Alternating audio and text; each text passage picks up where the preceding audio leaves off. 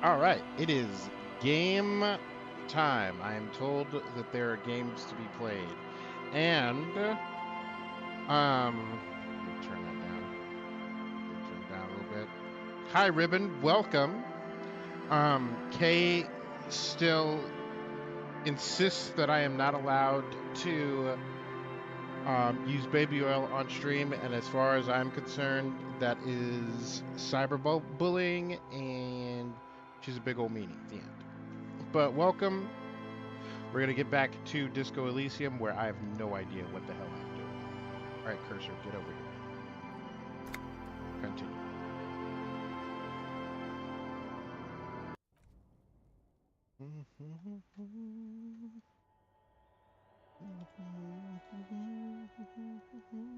Yeah, it's disco time. What was I doing? I was doing something. It was important.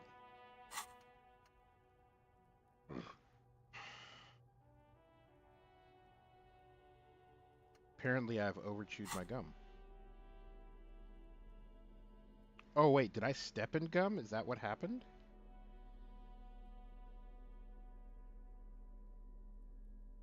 I'm confused.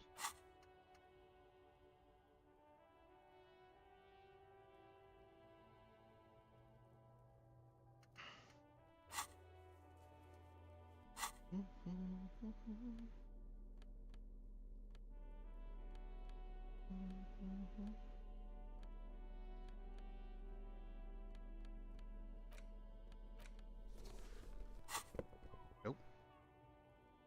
Ah, okay, that's what's happening.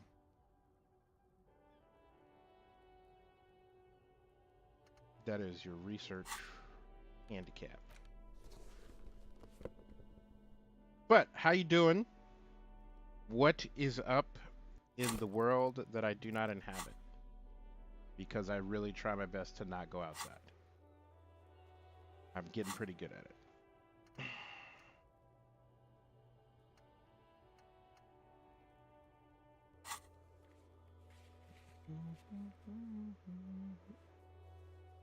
I am not terrible. A friend of mine sent me a box of snacks, which included a bunch of instant noodles that I am really excited to get into, and I might turn into one of those people that really gets into instant noodles, and I don't know how I feel about that. Um, and I redid my whole desk. I got my third monitor set up, which I'm very happy about. Um, and where's the thing that shows me the white checks I can do again? Map.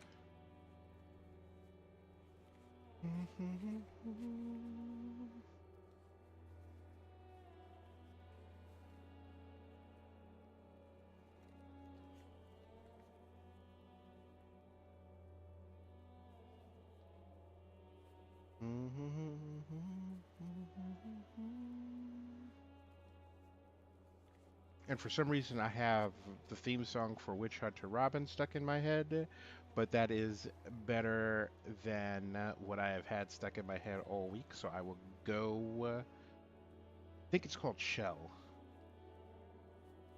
I'd have to Google that. Boop, boop, doo, doo. Okay.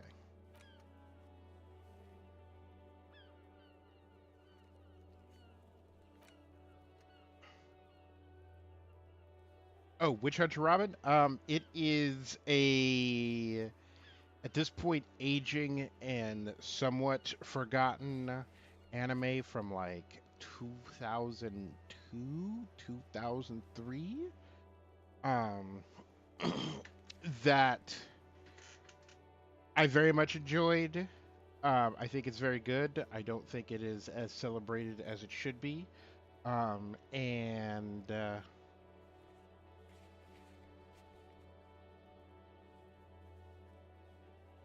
I don't want to give away too much other than it does what it says on the tin. I do like the.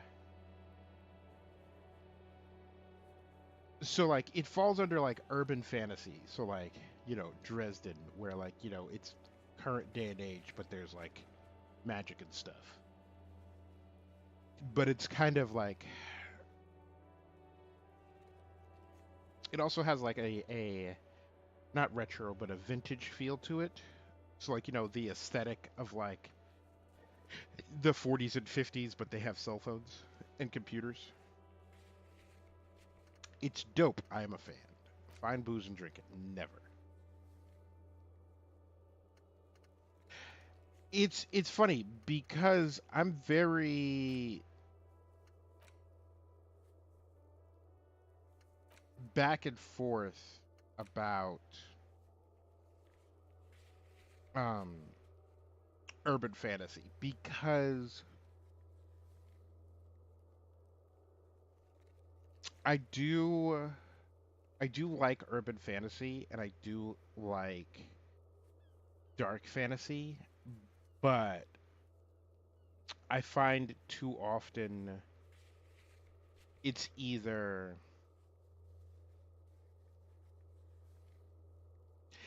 very like Harry Potterish, which I'm not a fan of, which is a whole rant that I'm not going to get into because the fastest way to get dogpiled is to disparage the quality of Harry Potter.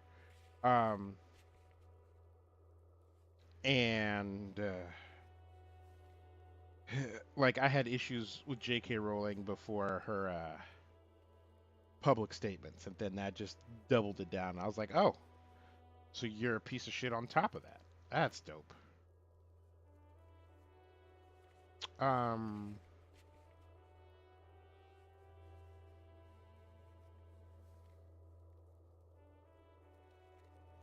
hey, Dungeon Glitch, welcome. Um, but yeah, while I continue to, so I will say, like, yeah, so it either falls down like the Harry Potter rabbit hole, specifically in the like inconsistent magic system and inconsistent world building and magic without consequence. Um, like there's an element in Harry Potter of just like, oh well, if you just wave your magic wand in this particular way and say these particular words, then magic happens the end. And it's like there's got to be more to it than that. There has to be like power comes with consequence. Like you don't burn coal in a power plant without creating greenhouse gases. Um, but the other thing is, I find a lot of like urban fantasy ends up just being like so vampires and more vampires, and there's a vampire cabal, and we're gonna try to make this like interesting and sexy. And I got no problem with vampires. I love me a good vampire story.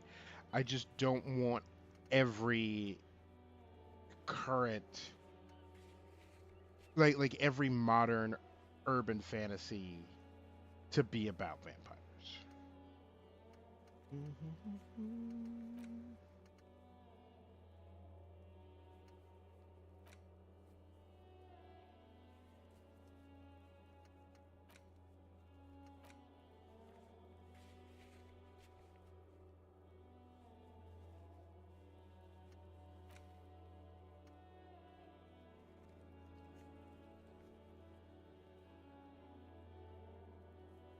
Hmm. Hey, cheese and krakens. And about this game, like it's extremely well done, and it encourages investigation and exploration in a way I have not experienced in a game. Um, but also, there's an element of I have no idea what the hell I'm doing, and a bit of an element of like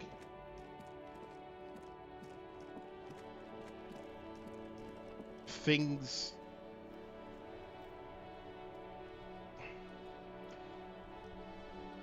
A bit of an element of things don't connect in a way that makes a whole lot of sense, except that is something that is age old in video games, so really shouldn't be um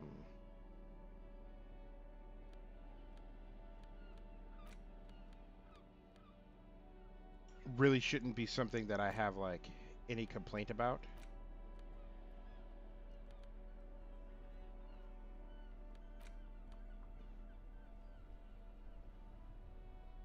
Like yeah, part of it is like the week between sessions, but there's been too much time of me wandering around not knowing what I'm supposed to be doing. And there are so like whether it is charting out a task or um, you know, doing a household chore or putting together a project. Like I run into this a lot with like writing where the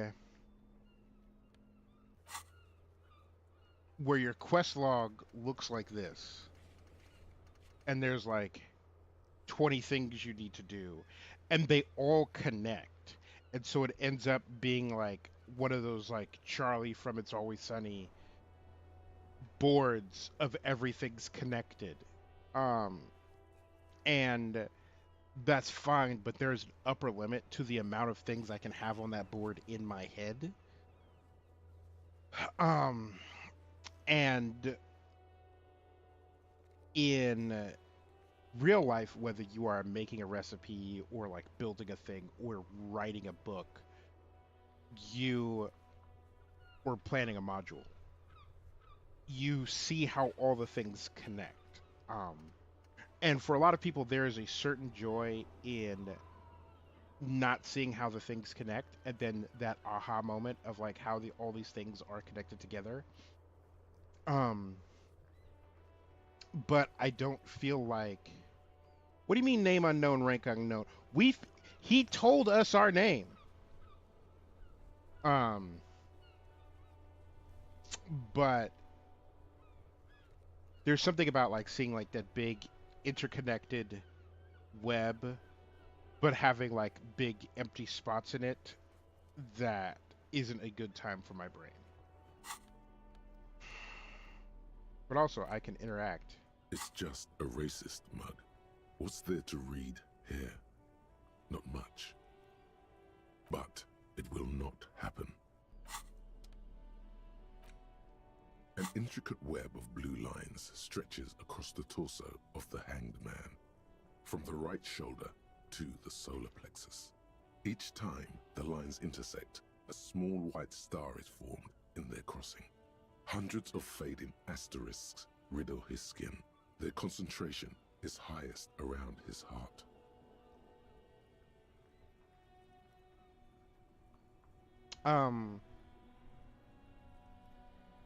Probably could show him the racist mug. If I go talk to that guy again, I'm gonna launch into a whole rant about racism again, and I kind of want to like play a little bit of the game before I get back into that bullshit. But dungeon dungeon glitch, cheese and krakens. How are you doing? What's up? How'd your week go? What is on It the almost looks like the electronic agenda for the patterns weekend? inside a radio computer or an old filament memory, but not quite. Gone. For you to discover. You've gotten as far as you. Someone who knows about history could tell you. Someone who knows about history.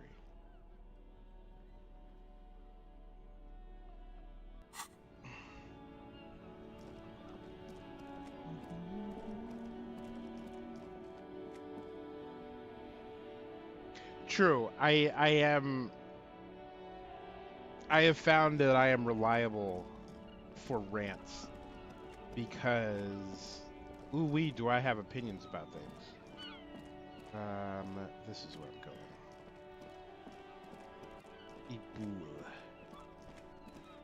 Ibul. These guys know about history. The purity of snow always reminds me of the purity of a man's soul, if he's got principles. Yes, the Debardeurs Union pays me to stand vigil during the nights. Not out of any political allegiance, mind you.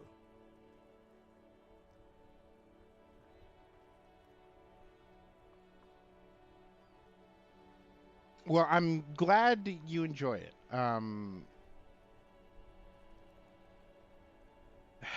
I don't know when that became part of my personality, but it definitely like at some point I hit adulthood and it's like, listen, you have to understand this thing or I'm going to be very upset about it. I'm an old man. Don't sleep more than a few hours every night anyway, and money is tight. He feels like he has to justify himself for some reason.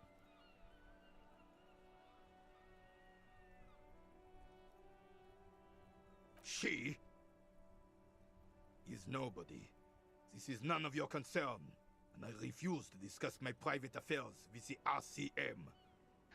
It's also funny to like play a game where not only you are a cop doing an investigation, but you're a shitty cop doing an investigation. Like you're a terrible human being doing an investigation. And so every time I walk up to somebody in my mind I'm like, don't talk to this guy. He's a cop. He's not just a cop, but he threw his shoe out of like through a window pane. Like fuck this guy. Except to play the game I have to like convince them to talk to me.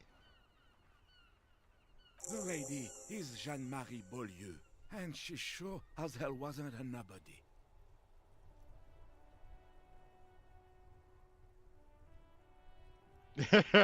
The greatest cop to ever live. Hey, Chris, welcome. And At least I'm not in danger of shooting anybody anytime soon. Yes, it does. Unfortunately, I wasn't working that night. Been on a 2-week leave since last Monday. It's a private matter. Nothing to do with your investigation. Well, now I gotta figure it out. You see, officer, René is the kind of man would rather die than admit he needs medical assistance or, God forbid, sick it. A real man's man is just gonna ride it out. I really do love Rene Arnault. Lost or pawned it for booze. Yikes. I'm fine, goddammit. Mind your own business. It's nothing. Just got to cut back on coffee. No one. The boss has been unmanned since last Monday. There's no other guard. It's just me. No one has been guarding the container yard since last Monday. Yes. It's not actually an issue. I mean... Look, officer, the container yard doesn't actually need a guardsman. Never had one before René. Monsieur Claire had that booth built specially for him. It's mostly decorative. Good man. The possibility of someone being in there is enough to discourage any ill-minded individuals. Evrard created this job for René because he knows the Royal Carabiniers' pension of honor and PTSD isn't something a man can live off. A decorated Kingsman collecting tear reflects bad on the whole neighborhood. His words.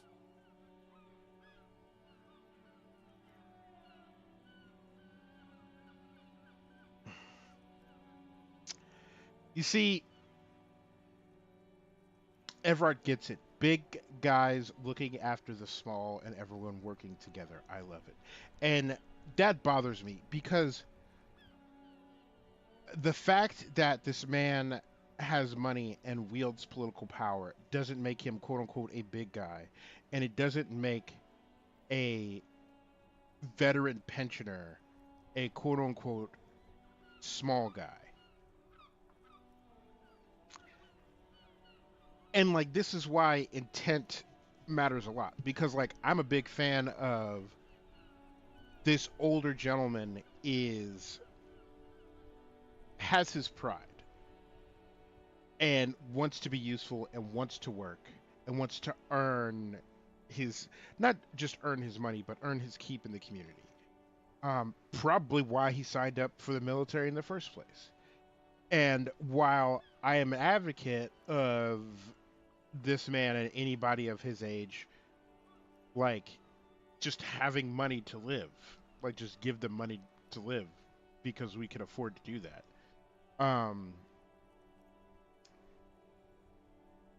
Also creating a job where this man has purpose and this man can take pride in what he does and collect money for it. I'm all for it.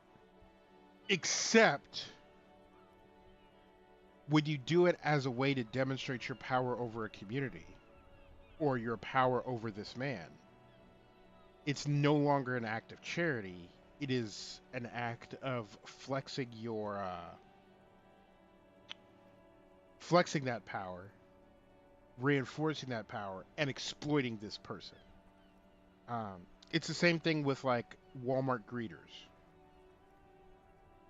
Do I love the idea of people who are like too old to actually like work properly and who ostensibly are lonely or who just like to talk to people, and you give them a blue vest and stick them out in front of the store and they say hi to everybody that walks in?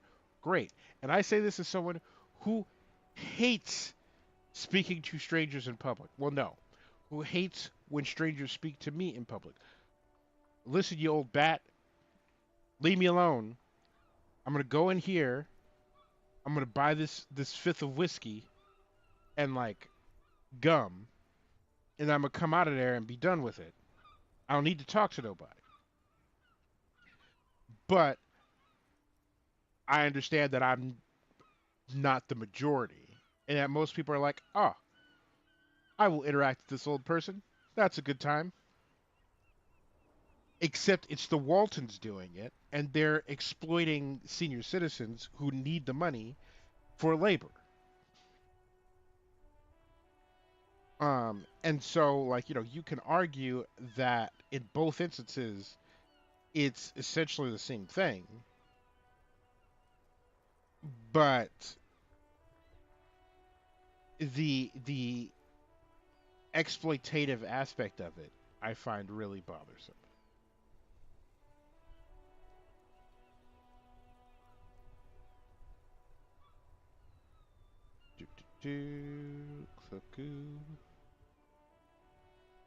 Put that there.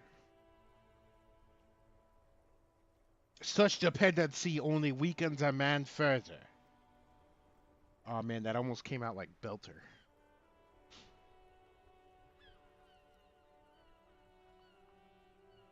And yeah, Renee is but one man. We need a program, get all the elderly back in the job market, keep folks motivated. Gross. Renee should rent out his services, invest the profit, get a few more guys, expand and repeat.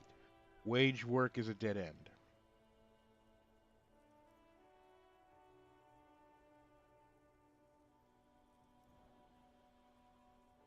No, you didn't miss anything. I was just ranting about like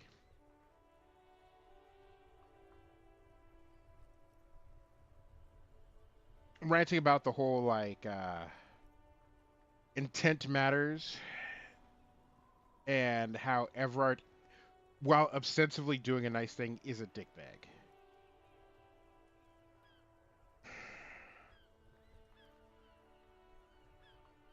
I don't like any of these answers.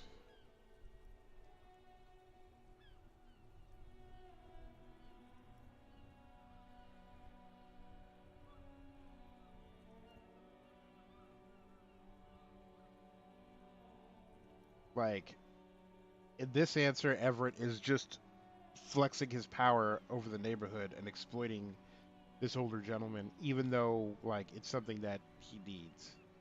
Such dependency only weakens a man further. Do or die, there is no middle ground. Gross. Renee is but one man. We need a program. Get all the elderly back in the job market. Gross. Renee should rent out his services, invest the profit, get few more guys, expand and repeat. Wage work is a dead end. True. But also, like, that's the other thing, is like the idea that the solution to capitalism is ambition is stupid. Like, Renee should be able to show up to his guard post job at night, do it for 8 hours. 8 hours is too long, but do it for 6 hours. And then go home with enough coin in his pocket to live a comfortable life. The same thing with people who flip burgers and deliver mail and like clean toilets and like the idea that you should have ambition and you should climb the corporate ladder in order to live a acceptable life, a comfortable life, is ridiculous. Oh, I didn't mean to imply there's something wrong with that. I do it too. Everyone does it. It's an excellent side thing. Yes, yes, yes. Can we conclude the topic of my guard boost now? He is not going to become an entrepreneur. Yes, yes. Like I said, it would be up anyway, so might as well keep an eye out. It keeps my senses sharp.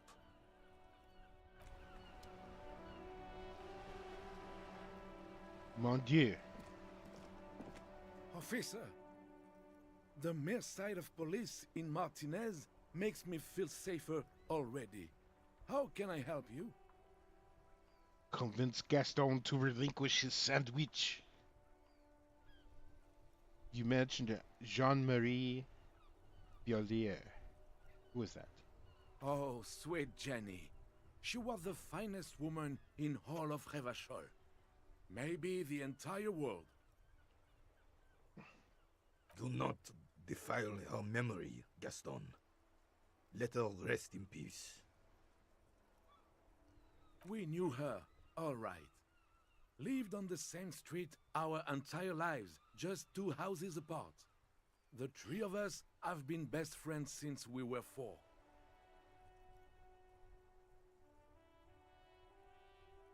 She was René's first girl back when the prick was 16. They were courting till he decided he'd rather die for some great ideal than just be happy. And then you stole her from me. Yeah. No. He didn't steal nothing. She chose him. Well, technically, you stole her from me, because we'd been pretty close ever since you two had that falling out over the ink you spilled over her pretty yellow dress. We were just boys then. This was different. You... No point starting this all over again. For the 1000th and the first time. Especially when we have company. Officer. What happened? She died of pneumonia 2 winters ago. It was a quiet passage, peaceful. René and I were both by her bedside when she... Died. No use sugarcoating it. Won't bring her back. Will it now? departed. Until the very end she couldn't decide between us. The most indecisive woman I've ever met. Sounds like fertile ground for a polycule. She could never make up her mind about anything. What to have for breakfast, favorite color, or which one of us to marry. She was always leaving one of us for the other, but never long enough to actually get married. That's a bit odd. Heck, technically, we're both still engaged to her. You always confused her. Couldn't let us be happy. Seduced her with your fancy words and pastries.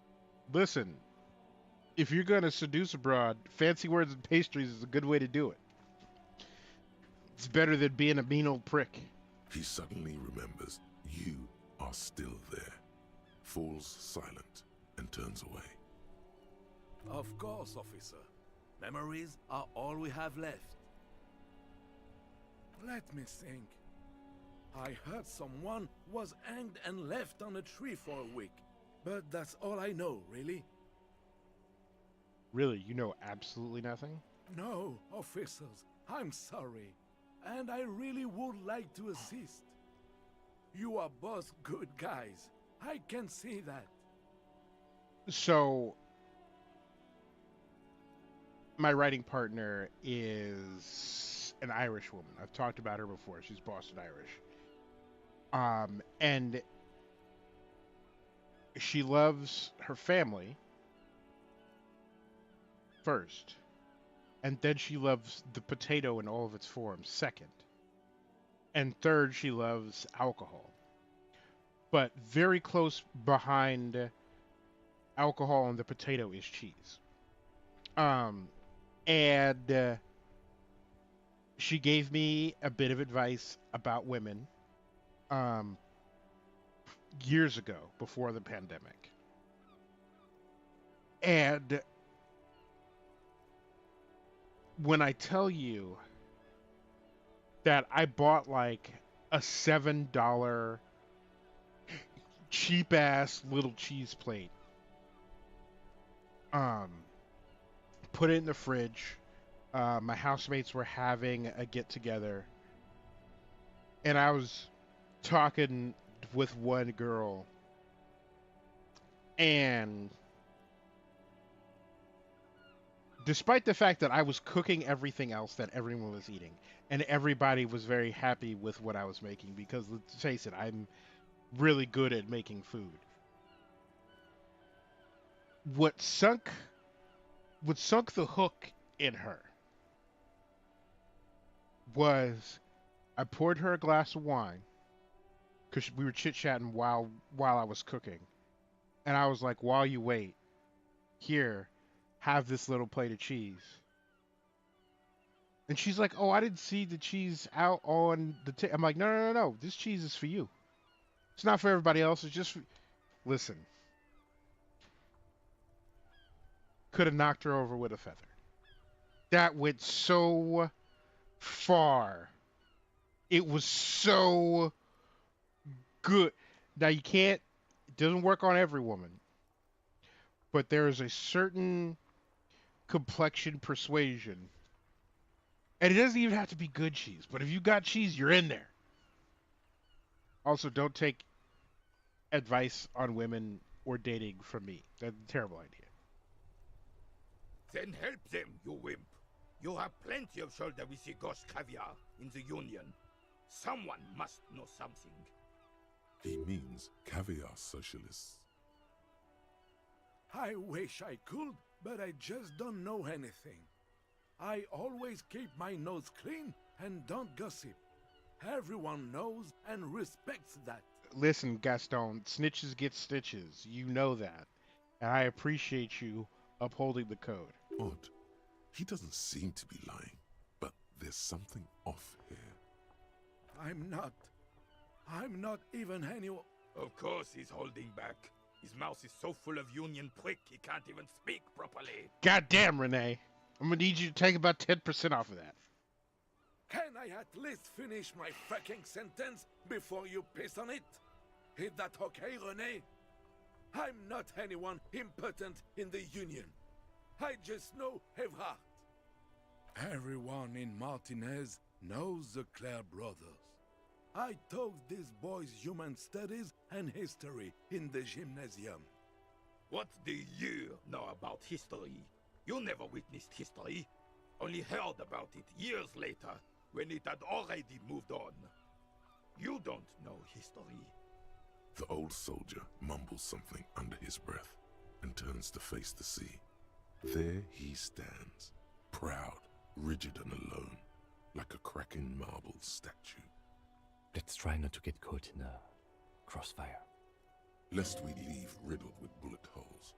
This animosity is ancient. Your mouth is so full of Union prick. Oh, in many ways, yes. Like an honorary member. I attend meetings and parties, help with little things. Evrard, Edgar, and the older debarders all know me. Ooh. Oh, yes. Not in the technical sense. I don't have a vote or a membership card, but Evrard keeps me on the payroll, just for the little things. So that's what it was before. Him hiding something. He tries to make it look like he's a big deal in the Union, and now the illusion is disintegrating before your and Renee's eyes. He doesn't know anything, because no one tells him anything. He's an outsider. Of course he's not a member. He's not a member of anything. I knew that. He's a Weservein. Turns to where the wind blows and tries to look important. I mean, they are just roasting each other. I hate the socialist rabble, but even siding with them is better than living your entire life on the fence. Never committing to anything. Pick a damn side already. What are the little things you do for Evrard? Writing work mostly. Occasionally, he needs something written, and I happen to have a way with words, people say. Oh, nothing official, I assure you. Just essays for the newspapers. About Martinez and how things are and how they could be. Evrard and I have these long talks where... Well, he tells his little pen man exactly what to say. It's commie propaganda, plain and simple. You should be ashamed of yourself. No, thank you. For being consummate professionals. You'll have this case wrapped up in no time.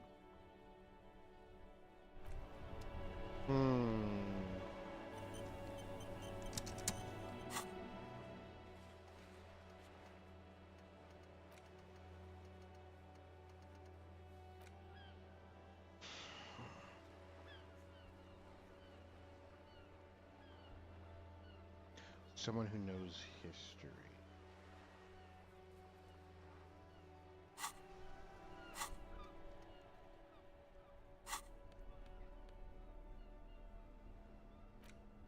An intricate it almost looks a worn map. The note is written with a blue pencil on a piece of line. Really? You don't have a single guess? Oh, I'm sure that child would love to get his hands on a filament memory. Even if he doesn't know what to do with it, he'd probably The face of King Freecell smiles at you. For some reason, the smile now strikes you as... Okay. Let's give this a think.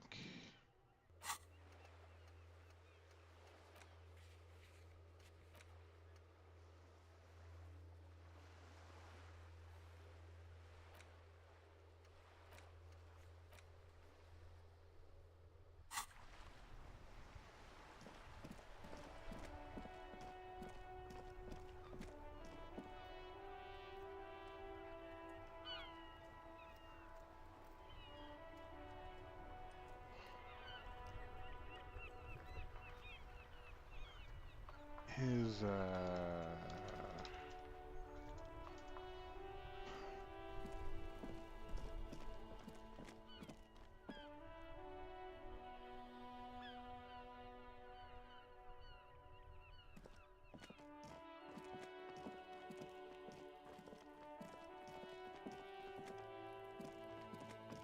it's got to be through this door. But I gotta figure out how to get in the door.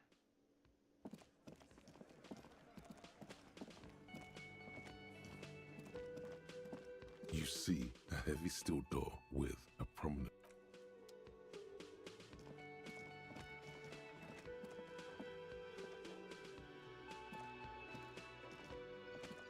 Can I help you?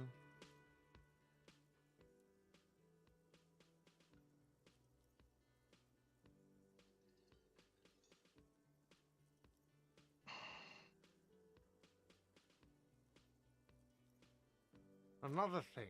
Great. I love those. Oh, yes, that door. Sure. There's nothing mysterious about it. It's just... Yes. What else? Oh, yes. No, I don't have a key. I don't know how to get there. And I don't care either. It's not like I've been... Wondering about it is, of course... Or some boring storage space with a bunch of old junk. He's attempting to maintain an air of indifference. It's absolutely not convincing. Fine, okay, a little. But my job doesn't leave me time for wondering about one locked door in one of the cafeterias I manage. So I haven't opened it. I have cleaned the whole place 100 times over, though, after the animals. And I haven't found a key, so good luck with that. Yes, and the phone company is taking its sweet time sending someone to fix it. It's not strange, it's inconvenient. Who told you that?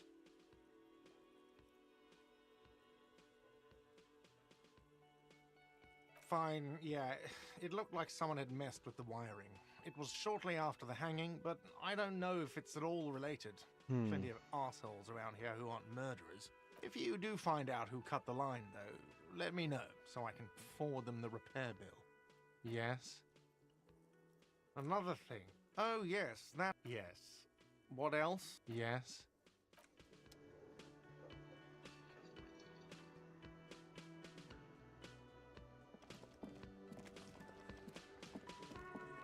I've got nothing to say to you. Looks like the circus left town, but the clowns are still here.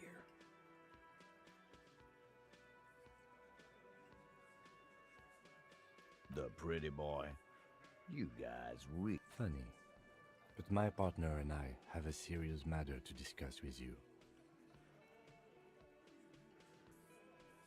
You mean these boots? He raises his worker boot, size 46, steel reinforced toe. We all got a pair.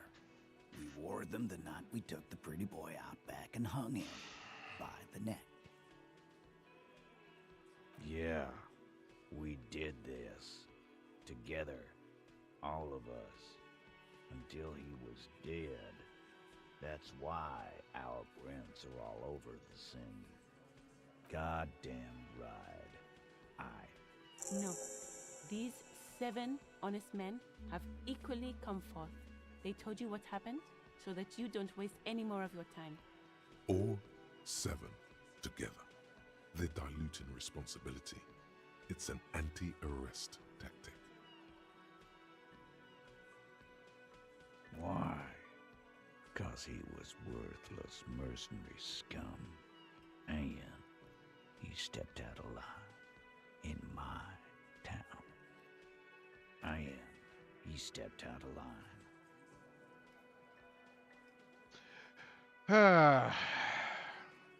What kind of mercenary? The kind that shows up when you start a strike. The experienced kind, too. Had Kohoy and Semini written all over him. Ex-Oranese Special Forces. A live grenade. Right here in our bar. This one has a special gripe with him coming here.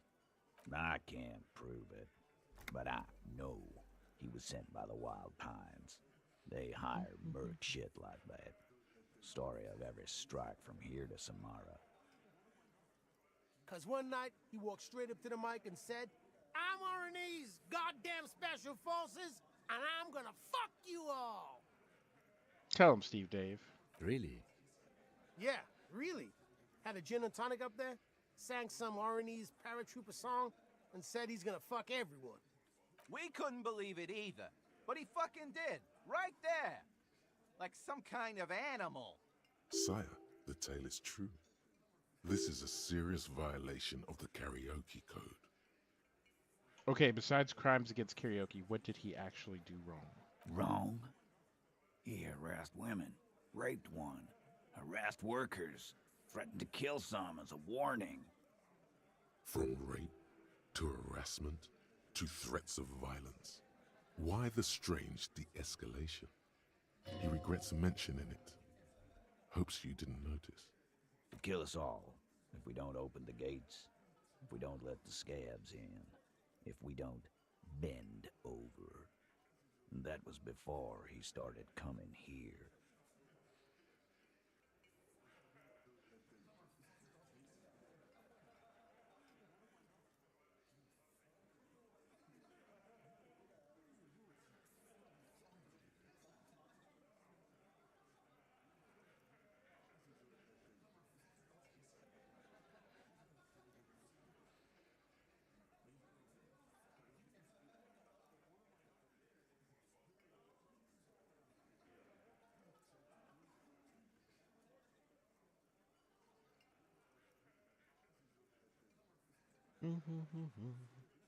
Yeah, he said it was his favorite joint now. Started to come in here every night. Drinking, grabbing girls. Grab one of ours mid-karaoke, right there on the stage. He grabbed someone? Yeah, this girl's on the mic. A beautiful girl, young. Gets into the second verse of Lover Lake. The fucker grabs her legs, starts screaming. Show me your cunt! Why don't you show me your cunt? Then, he gets knocked on the head with a wine bottle. Doesn't even fall down. Aren't you fucking listening? My man is talking to you. He took care of it. They got the girl out before anything else could happen. Yeah, me and Eugene got around. Aren't you fucking listening? There's something odd here. Seems like they don't want to talk about that rape Titus mentioned. Why not? This is a serious allegation. Make them talk about it. No. You're not getting a name. That's a Martinez matter. And I'm not discussing it with you clowns. There's nothing you can do for now. He's stonewalling you.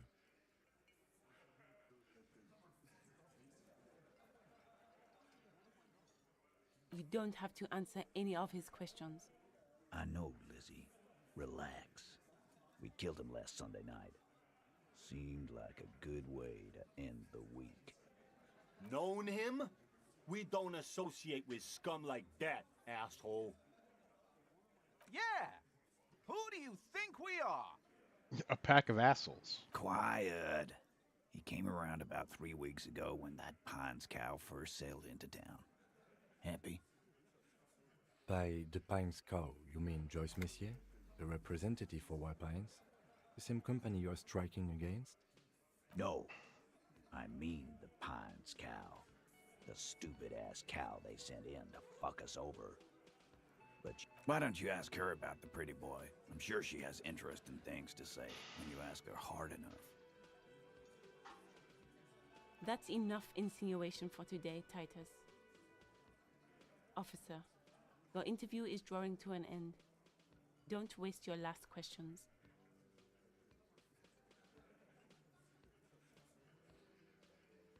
Are you deaf? There will be no singling anyone out. You can't arrest a Hardy Boy without arresting all Hardy Boys. I mean, sounds like you're all murderers, so... Do you think you could do that? Do you think you could arrest them all? A shadow of a smirk passes her lips as she tilts her head. A trick question. Don't let her lead the conversation. Who do you fucking think does?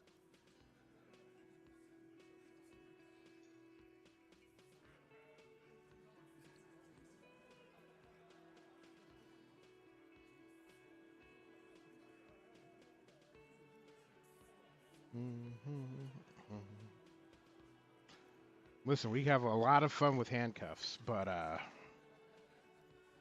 I wouldn't want to have fun with handcuffs with them.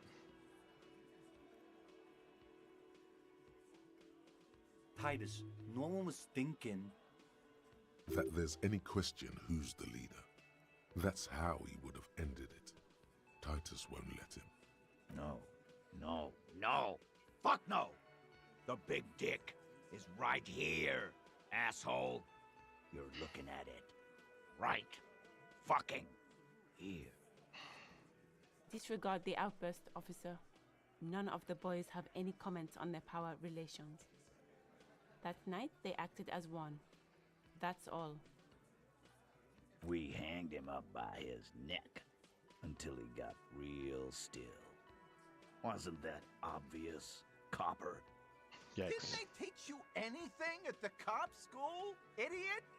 This is where an autopsy would come in handy. You have to work with what you know. Maybe wrap it up instead?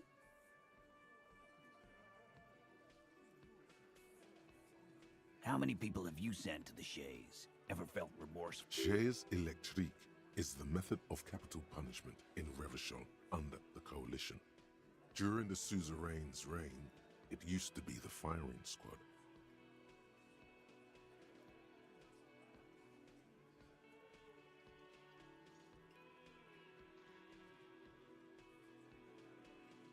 Or send them to Reunion to rot. For 20 years. For life.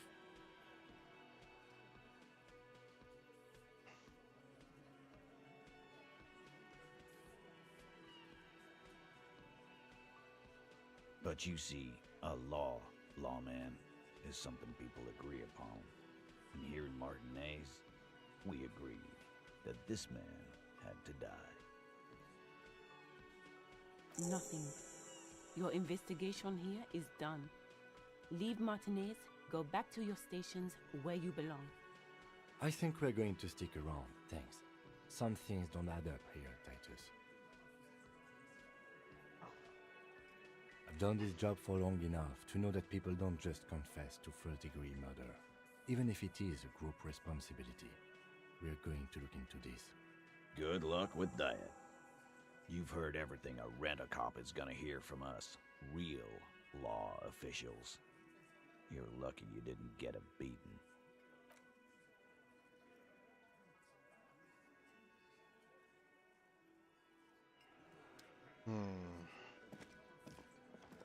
I've got nothing to say to you. Why are you wasting your time? What you want is of no significance, officer. Don't test your authority. In Martinez, you are no one. Okay. Let's give this some thought. Yeah, I should get the body down, except the how of it is an issue because the only people I know who have the muscle to do that are the people who killed him or the big meathead racist guy. Neither of which I want to ask for a goddamn thing.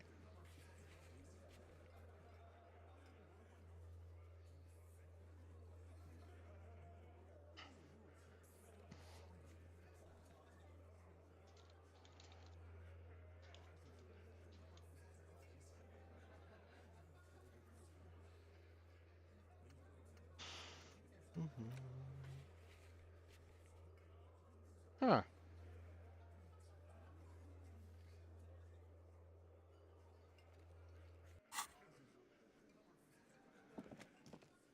Well, let's go try that out.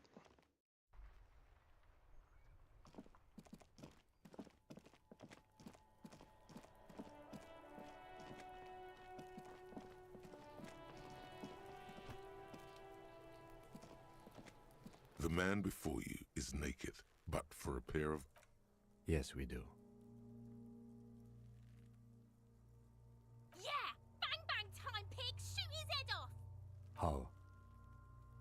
Where the buckle ties the rope to the branch. That's a good spot to aim. Where? Ah, yes, I see. If the shot hits that, there might be a chance to release the belt. Hey Rex, welcome. We're playing some Disco Elysium. Do you got more Among Us on the table this evening? Yeah, now we're talking. Entertain a Kuno with some shit. They'll miss! The pigs will miss Kuno!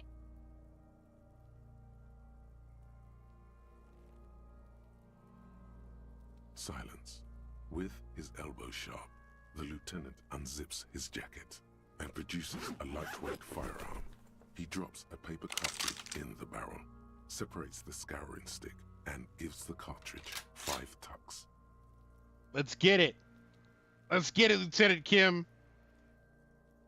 That's a Kiel A9090 Armistice, mass-produced muzzleloader, ascetic, frugal, one of the most common firearms in the world.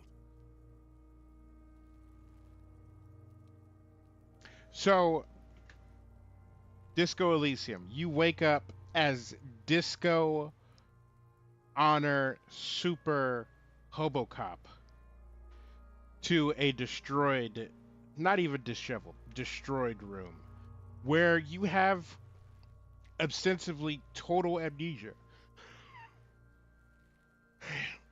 And the whole idea is you got to investigate the murder of this guy who's hanging right here.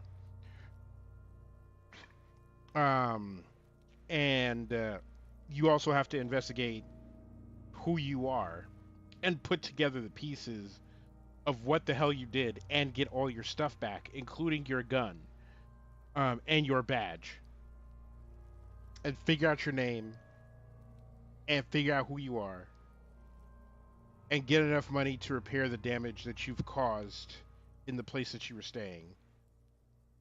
And figure out all the stuff that's going around in town with all the people. But yeah, it introduces a lot of conflicts. He then steps back and assumes the fellow's desk position, taking aim. The corner of his eye twitches. His finger is on the trigger. Say nothing. He's gonna fucking miss! The trick voice is drowned in a shrill blast that echoes off the walls of the surrounding tenements. A cloud of smoke slowly parts in the air as the lieutenant steps back and says to himself, Yeah, very much Memento meets Payback meets Dude, Where's My Car? Oh man, Payback was such a good fucking movie. And I hate to say that about like a modern Mel Gibson film, but it was a good fucking movie. And most people I know haven't fucking seen it.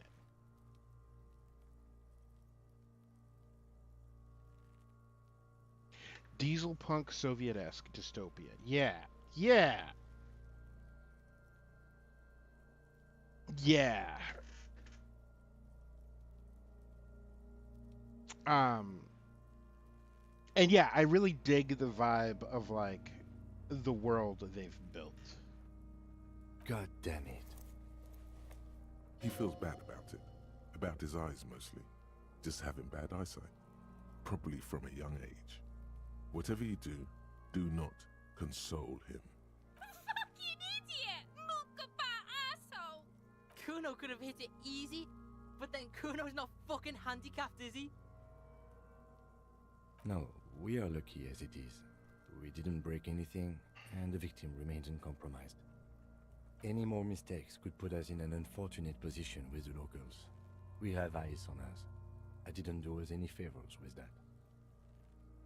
I have to say, it's beginning to look unlikely we can get him down without assistance.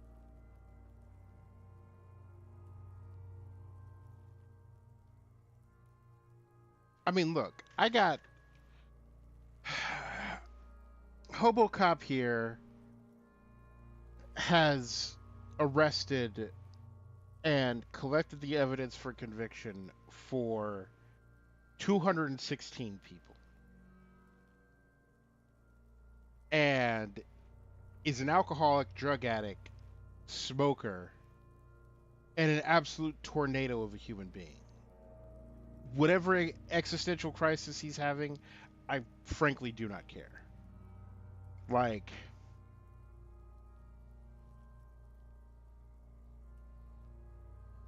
yeah.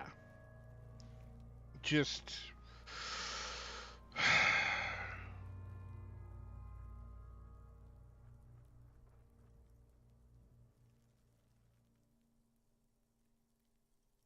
you could figure your shit out without being a piece of shit. Oh, I mean, like, when is the world not having an existential? Yeah, I mean, like, just everything going on with, like, the union and, like, the big old company and what they're implying is going on with the world right now. It's a lot. It's bad as it is. Us shooting firearms like punks. Go ahead, I'm not stopping you. Just don't lose it. They only have one gun!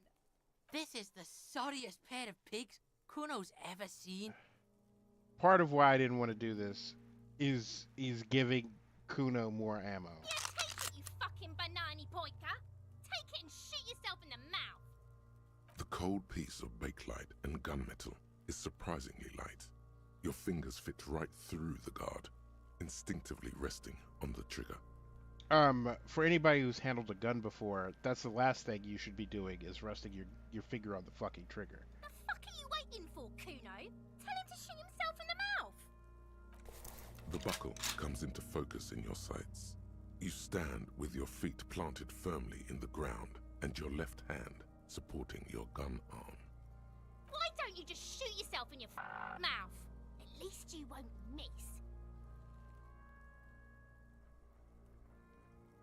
Your field of view narrows.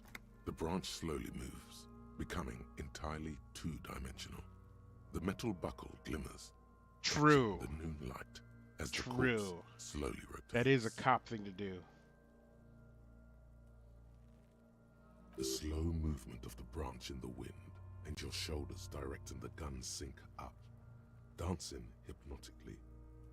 Look, he's crying. You gonna cry now, fucking faggoty?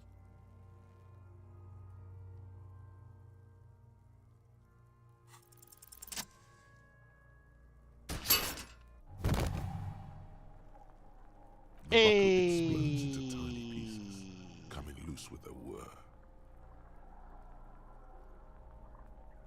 Listen. If anybody's getting the gun pointed at them, it's Kuno. Like, yeah, she's a little annoying, but it's Kuno that's who really. And also, like, I'm not gonna point at her with Lieutenant Kim's gun. Like, Kim trusted me to not do something really dumb with his gun. Now, would I go and kick the shit out of Kuno if I wasn't a cop? Absolutely. That's the other thing. It's like you're a cop. You represent authority. You literally are an arm of the state, and just going around and kicking the shit out of people who annoy the hell out of you is a bad look. Like like I'm okay with him doing all sorts of stupid shit. I'm not okay with him doing anything that reflects badly on Lieutenant Kim. Kim is a good guy. With your hand numb from the recoil, you look at the body slump down. For a moment, the man appears to kneel in front of you, looking straight at you, helpless, trapped within itself. Communism. Then the rigor in his muscles gives up, and he smashes sideways into the spring mud, letting out a horrid stench. How did I do that? By being a damn good shot. Ace is high. Oh, yeah, it's high five time, baby. Ace is high, a custom invented by the aerostatic brigades during the revolution, is used to celebrate success in Revachol, especially in sports. The gesture is spread across the world, despite the defeat of the revolutionaries themselves.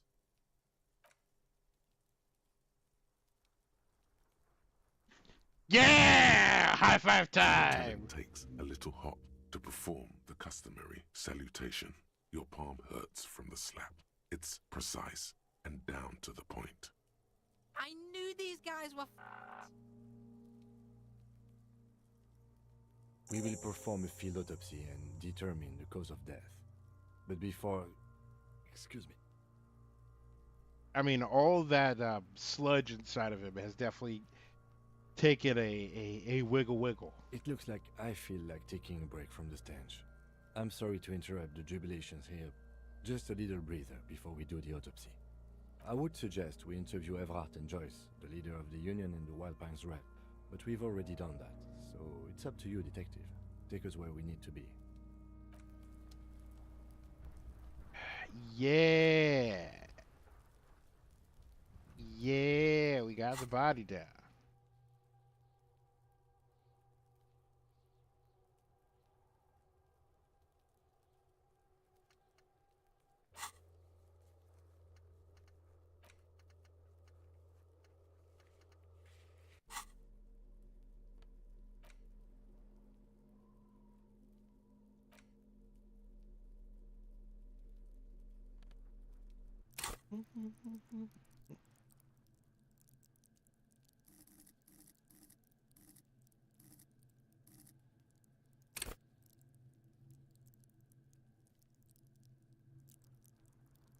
Hmm.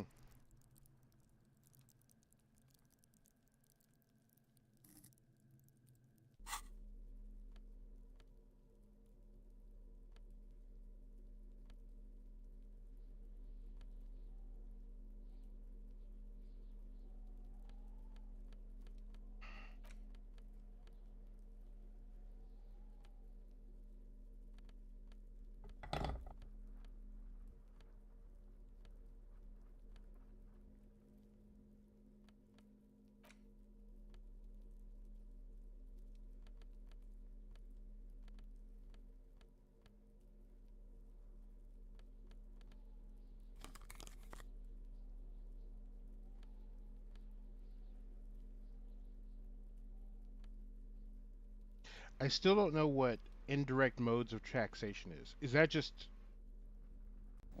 faster walk speed?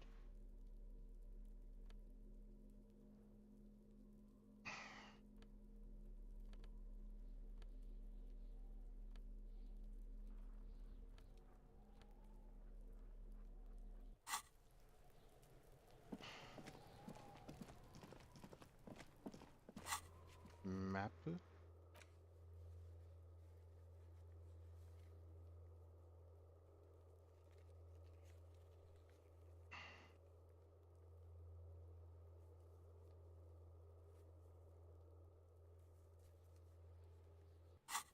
Okay.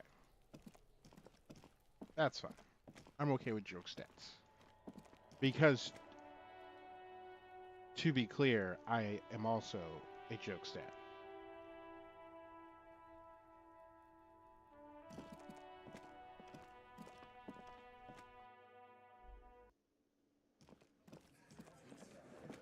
Looks like the circus left town, but the clowns are still here.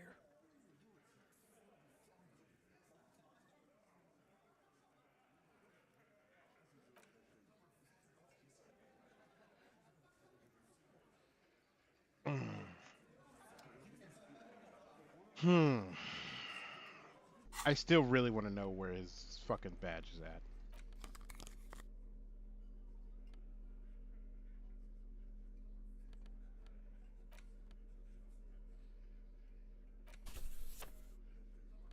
It's the ledger you found in the trash. A cabbage of papers hanging from the... Without resistance or sound, the two panels move against each other.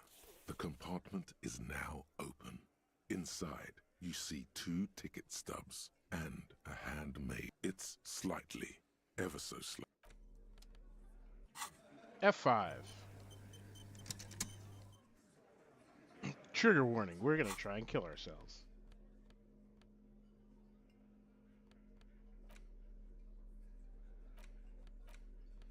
It's the ledger you found in the trash. A cabbage of... Without resistance, the words just crossed your mind somehow. Who do you think? You stare at the card, willing your hand. 2 octopuses. It's slightly, ever so slightly, difficult to breathe once you've done so. Without resistance, or it's slightly, ever so slightly. It takes about half an hour to piece one together. Not much has changed. Arson, petty theft, spousal abuse, you don't exactly... Okay.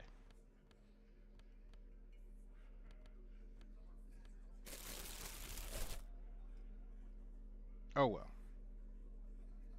Wasn't as dramatic as I was expecting. Freet Warehouse.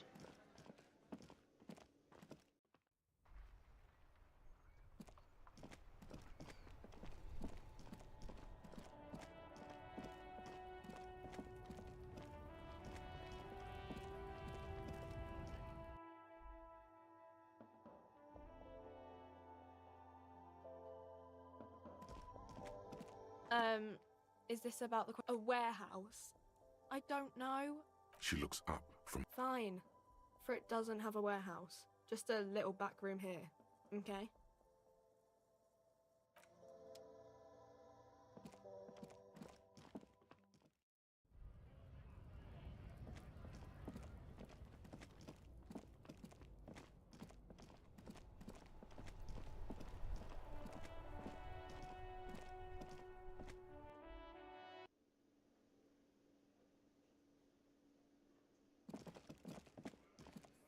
I really want to figure out how to get in here. Because I bet you if I Can talk I to the help chick you? upstairs on the roof... Another thing. Oh, yes, that door. Sure. No, I don't. Wondering about it is... Or some He's attempting to maintain an air. He looks at the dust. Yes. Either my gun or my badge is related to that. Yeah, we're gonna snoop on some trucks. That's a good idea. Still here. Stuck in this damn jam, my man. What's up? Nope. Don't smoke. Some of the other drivers do, though. There's still a few around, waiting for... Yup. Nothing wrong with that statement. Your senses have nothing to add. You could also check the kiosk down the street. Frit. With 3 T's. Nope. Some of the other drivers... Yup. Nothing wrong. You could also check the kiosk down the...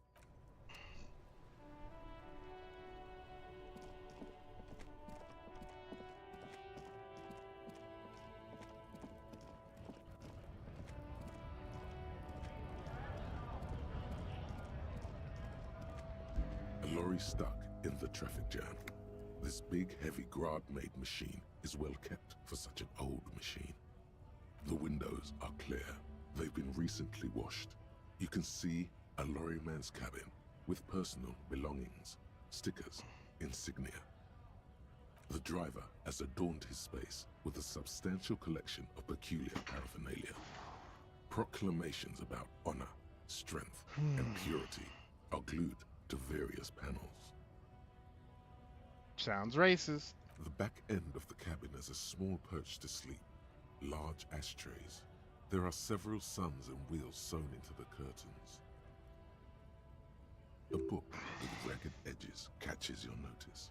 The front cover features a large, muscular man. The title reads, Man from Elmdale in the Lost City of the Pygmies. Racist nationalist paraphernalia. Not unusual in this part of town. This is our guy. Likely, yes. This guy's proud of who he is. Drapes it all over his machine. Alright. We're back to racist truck driver guy. Looking for something, Hunt? Come to tell. Oh man, God man. He doesn't live in Martinez. No. He's got a smoke right there in his fucking hand. Snatch that shit out of his fat fingers. You need it after listening to his garbage. It's my last one. Why would I do that? I'm an honest man. But what, officer? Sorry I couldn't be of any help. Oh, not much anymore. I'm here to pick apples. Apples is exactly the kind of thing you'd say. Look, I'm here to pick... Damn, you're not gonna get more out of him on this. He's put up the wall of racism. Yes?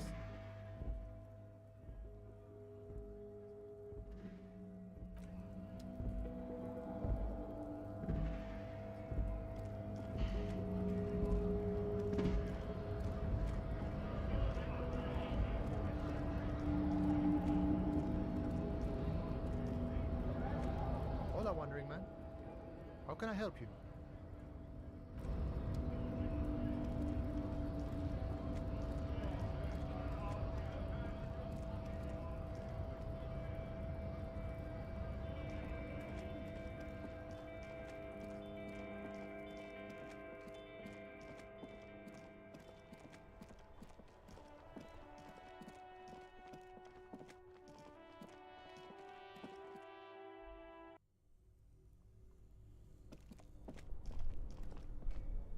Two cables are plugged into the breaker box. The red one leads to the ice bear fridge, and the black one. This orange machine is buzzing like you slip your fingers under the if you want to try again. Equip the pry bar by going...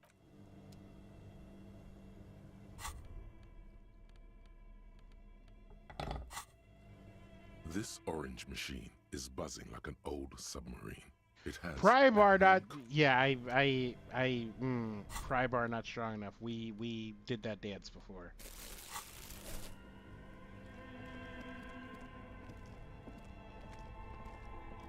Two cables are plugged into the breaker box, something close to you. Why did you do that? The lieutenant. This orange machine.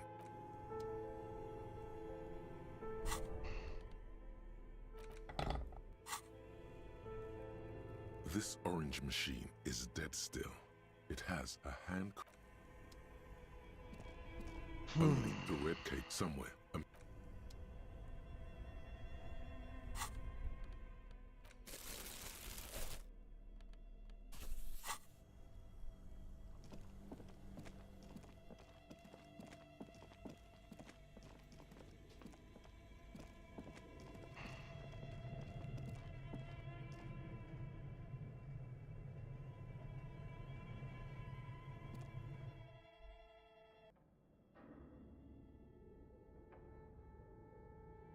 Right, I need my flashlight.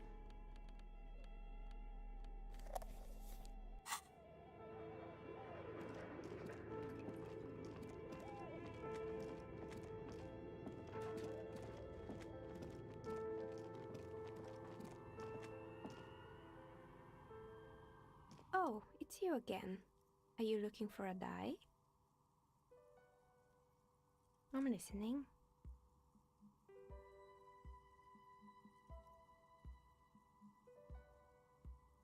Good. I hope it clarifies. Of course. Tell me what you have in mind.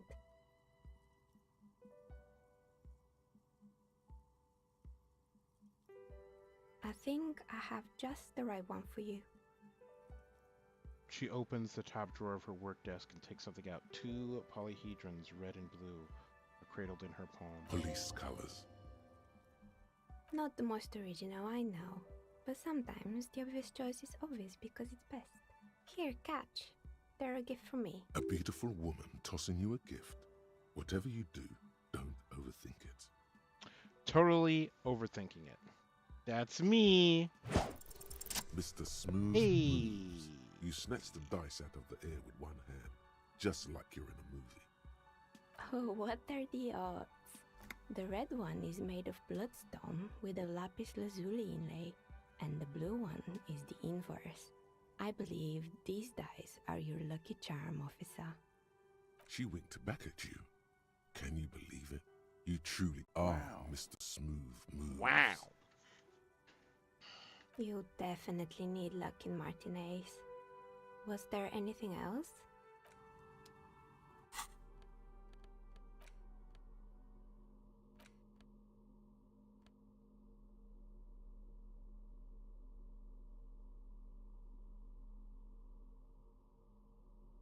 White checks have opened.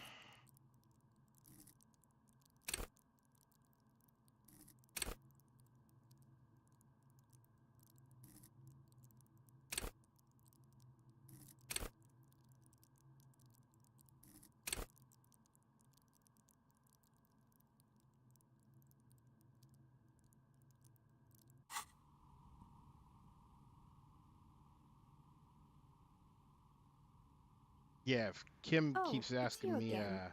Are you looking for a die? yeah, if Kim keeps asking me dumb questions, then look, there's no such thing as a stupid question, but also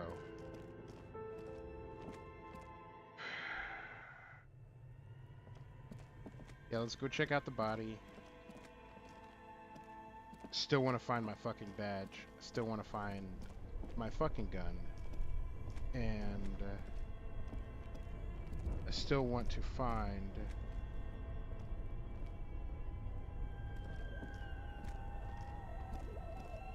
the way into that back room.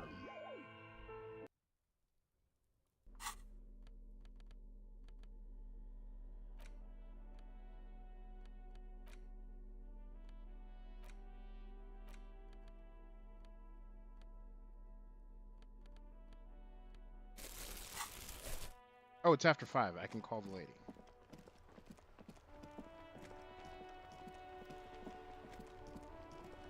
Inside, you see a set of steering levers, a radio microphone, a pull-out toolbox, and the soft glow of a metallic drawer.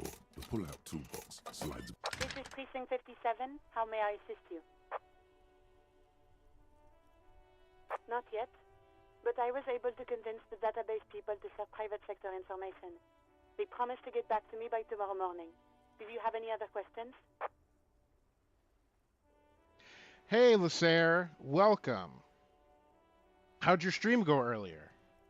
57. In the cabin, you see a set. Okay, so in the morning.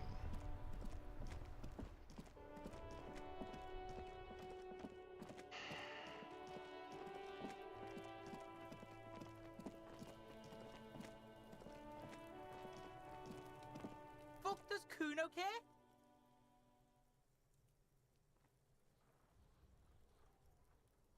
Kuno doesn't...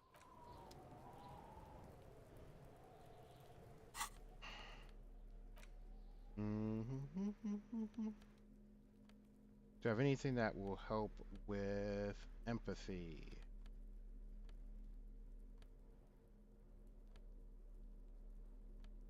No. Fuck does Kuno care? It's not Kuno. It's Kuno S. Kuno S is by far the worst of the two. Kuno has no problem being near you, but the other hides behind the fence, afraid for her life, like she's done something very bad. Oh no. She came up with that psychopathic scheme of screaming for help before. Kuno just wanted to talk to you about his name. Kuno S was the one who wound him up and directed him. Also, Kuno hasn't stopped talking to you, even enjoys it from time to time. When you talk to the other one, it's like talking to a cornered animal. She only hisses and says murder was the case that they gave her. All in all, Kuno respects madness. You cannot hope to outdo her on that front. You must win yourself a few minutes with him alone. Fuck you whispering about? He's whispering too. He's going with it. But watch what happens. Fuck you whispering about! She puts extra stress onto that word, expecting it will make you uncomfortable. If Kuno wants to whisper, he's gonna fucking whisper, okay? Let's whisper, pig. This is it. You've got him. But be careful. You can still fuck this up. Don't make... Crazy? You don't know the half of it. She's not crazy. She's insane. Dangerous. She's smoked a man. She's done people in. Probably even pigs. Stop talking to him! Kuno, I'm fucking warning you! You're gonna get us into shit! Well, this is a strange turn of events. She understands what you're trying to do. Yo, see? Did Kuno not tell ya? Kuno told ya. Kuno talks to whoever he wants. I'm a bigger fan of Kuno with every passing day. Talk, pig. Kuno's got it under control. You did it. They're separated. He's even turned his back to her, so she can't read his lips.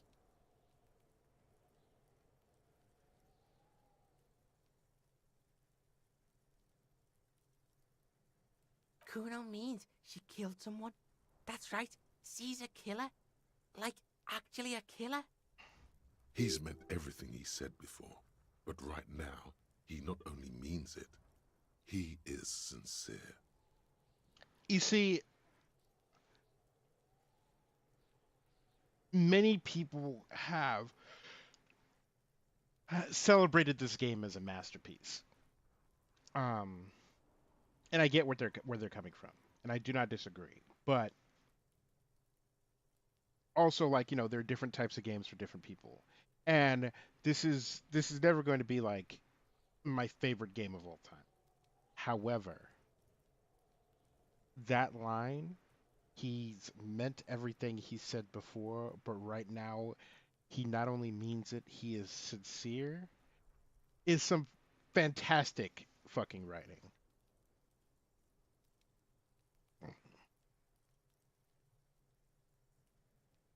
Killing is serious shit. Kuno's always serious about the 488. 488. The criminal code doesn't go higher than 190. She's probably killed a pig too. I mean, I'm pretty sure she has. Forget Kuno said that. Kuno was just shitting. Kuno was just running his mouth. Kuno's stupid like that. He feels eyes on the back of his head. Stops. A cop would be too large for her to overpower, but a determined child of her size can still kill the vulnerable, the elderly, the homeless, or other children. The creature peers at you both from over the fence. There is something searching in her eyes. Kuno falls silent. He does not look at you when he replies. Kuno, there, that's it. That's what Kuno is starting to think, yeah. Yeah, she's psycho. None of that kiddie psycho, cat burning shit. She does the real deal. Yeah. Snuff radio shit. Believe me, pig, you don't want to know. And he doesn't even want to think about it. This isn't just another boast. Yeah, she would have liked to fuck him up, but she didn't. Kuno wasn't around, and C was with Kuno. Look, Kuno's gonna put you at ease. We didn't do it. He speaks the truth, my liege. Fuck no, she's not my sister. She's just a stray who got in, like a mad dog or some shit. Yeah, she was just there. What was that, Kuno? She was in the hallway, dripping wet, by the fucking shoe rack, in the dark. Yeah, that's the place. She was just balled up near the closet, psycho style. Kuno's got no fucking idea. Her hair was all wet. I think she pissed on the floor too. She was there for 3 days, in the corner, every time Kuno went out. I dunno. Someone left the door open. Kuno comes home and she's sleeping under the desk, under the pile of clothes, like a dog. Kuno's dad doesn't give a shit. Doesn't even see her there, or thinks it's fucking Kuno. Shit's all on Kuno. Fuck knows. She says it's the song of her people, or some shit. Crazy people. The fucking Nakis. I don't know. It's Suruese. The Suru are an indigenous ethnic minority in the social democratic powerhouse Vasa on the tundra and tiger-covered Isola of Katla. Far, far away from here. As far as possible, really. Suruese? Like that man from Helmdall shit? She could be. She could be that Helmdall shit. Revelshot does have a small Suruese community, or she climbed into a yakberry crate and was shipped over accidentally. How's Kuno dealing? Kuno's dealing just fine. He doesn't need you fucking with any of it. C doesn't either.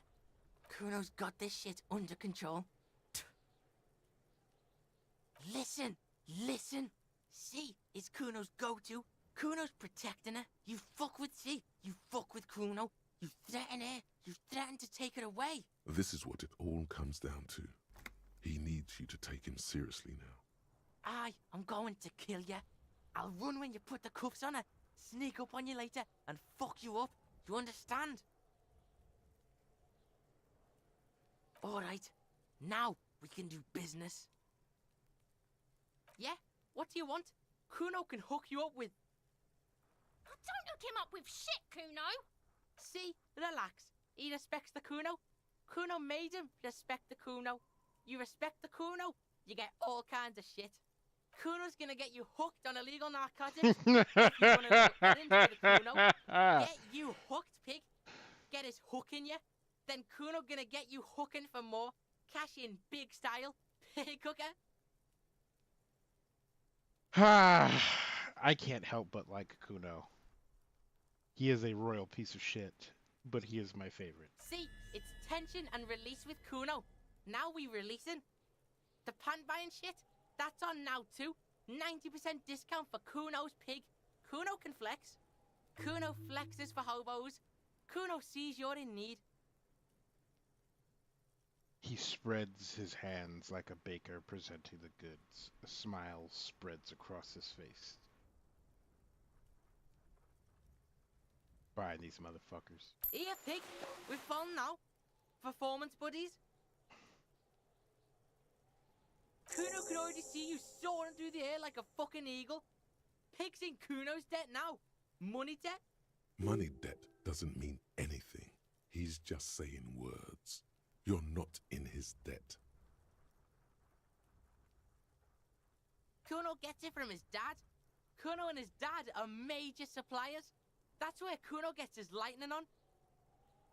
Problem is, Kuno and his dad had a little falling out Now junkies clawing at Kuno's door. Streets going mad. Kuno's got to throw his dirty popo man at it. Dirty popo man is you. In there is Kuno's violent dad on steroids. Kuno's dad does steroids and speed. If you can take him, you can have half of the speed. Kuno's dad is a fucking monster. He's the most violent man in Revachol. He doesn't give a shit about a single thing. He drinks too. Are you sure you can take on the most violent man in Revachol? In your condition? Absolutely. Like half. A baggie, but like in this vial. That's half a gram, sir. Yeah, half a G. Want it or not?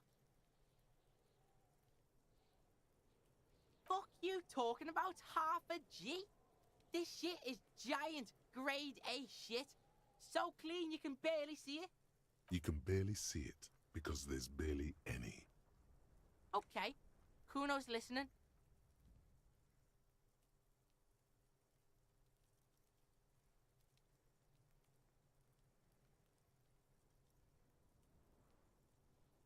I'm going in there for justice. I'm a narc, Kuno. I'm going to confiscate that crap. Lie. You need the speed.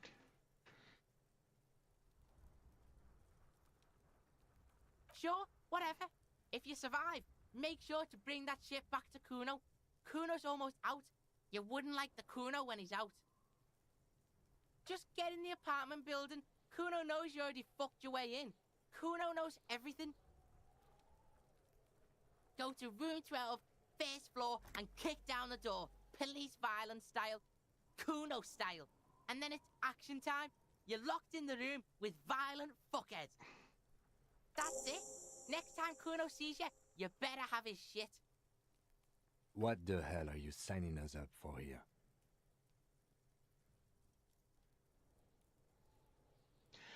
I am going to kill Kuno's dad. I am a bad addict cop, and I'm going to get my fix. Come on, Kim. Okay, then. The fuck do you want with it? It's a vitamin. You could use some. Okay, whatever. Oh, don't teach him, Kuno. He's gonna use it against you, Kuno. You're not getting this, pig.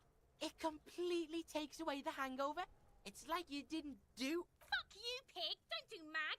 You're gonna OD and you're gonna fucking... Good call, Pigmeister. Don't come and talk to Kuno about his king. Kuno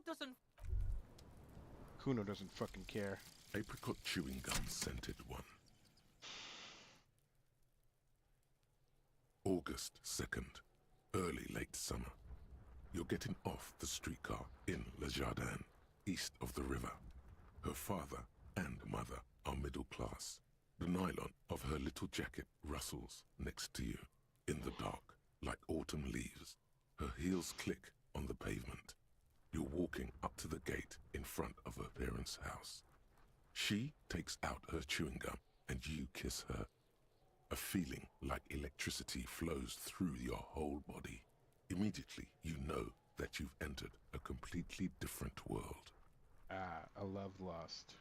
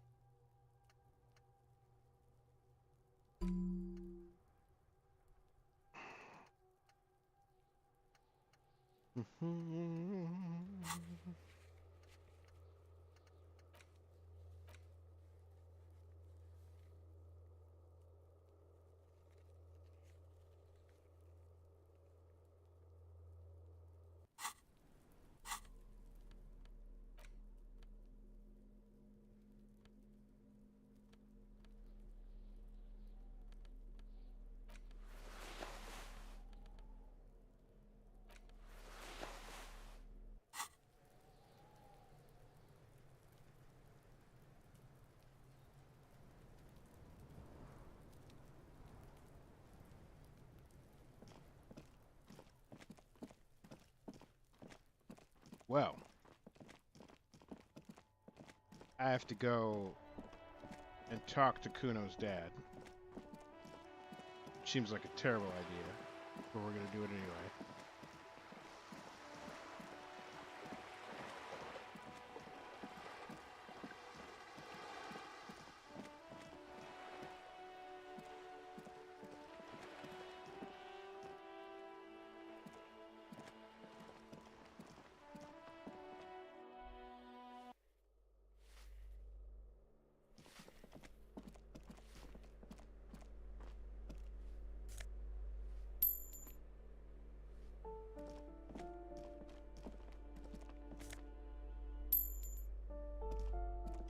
This door has been closed with a padlock. A chalk-drawn number on the board says number 11.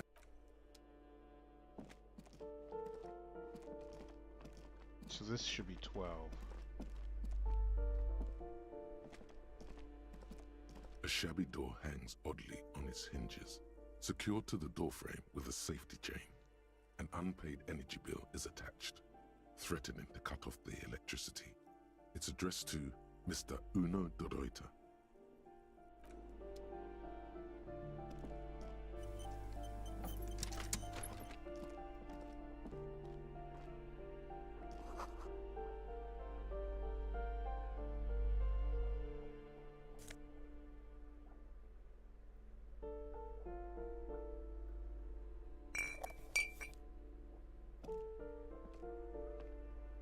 Okay. Save. Button, tools, chain cutters.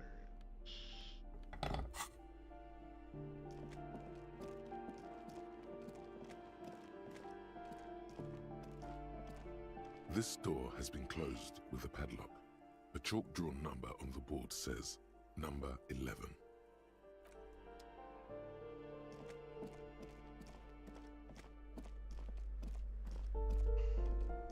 A shabby door hangs oddly on its... And the place comes with 3 months' worth of utility bills.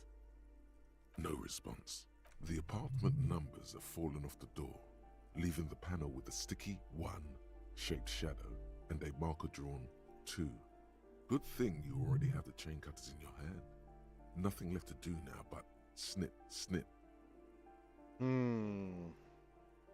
I wonder what Lieutenant Kim will think about this. Snip. The cutter goes through them like dead leaves. I know there's no stopping you, but let's at least make this quick.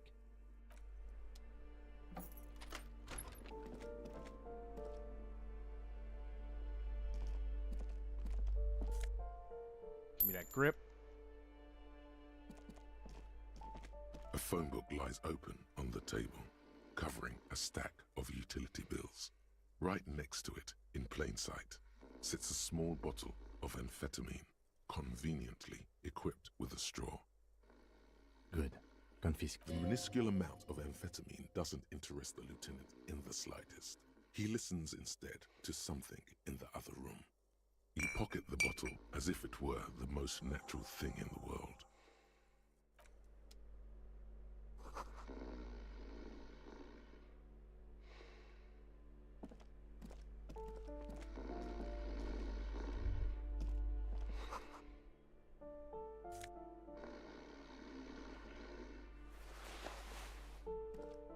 A bundle of clothes heaped on the bed, a stained parka, some towels and a duvet, some socks even. In the dark, it looks like a nest. Something underneath there is breathing. The dad. It's not too late. No one's going to blame you for back. Your hand touches a greasy duvet covered in cigarette burns and ketchup stain. You see a 60-year-old, fat, red-headed man passed out from large amounts of alcohol and God knows what else. The smell of shit rises from his mouth. You don't have to take him down. He's already down. Well, judging by the color of his hair, I would say yes, it is. The lieutenant's right. The man's unwashed hair bears a familiar ginger tone. Even the hair on his chest is coppery. The light from the window falls into his half-open eyes. I can't believe it! Kuno's dad isn't a loser! It must be something else! I think he's still quite bad. I mean, what he has come to. This man won't be feeding his family anytime soon. Not that he was, but at least he won't be beating his son.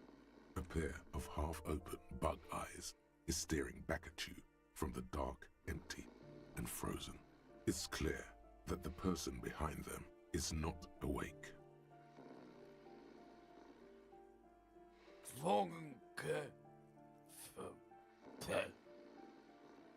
Suddenly, the man starts growling. 3 words manage to escape his mouth, along with a strong stench of alcohol. Look, he's trying to communicate.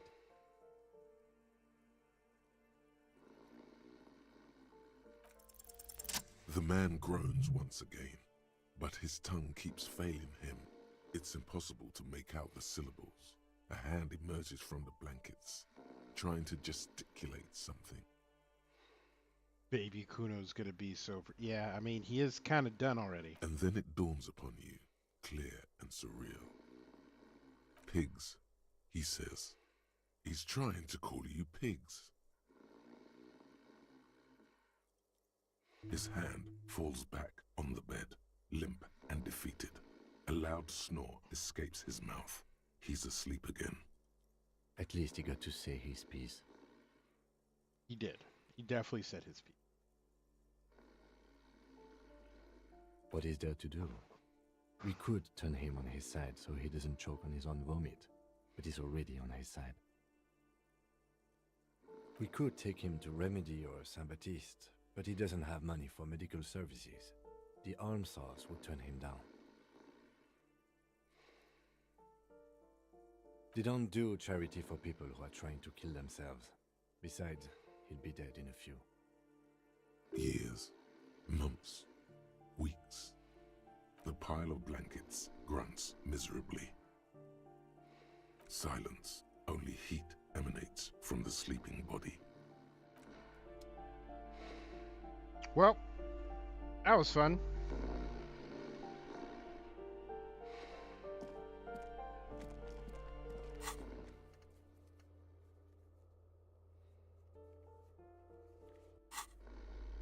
Well, glad I fucked up his dad.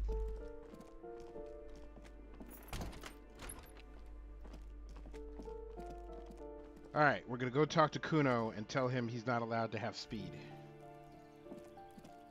Probably gonna make an enemy of the Kuno.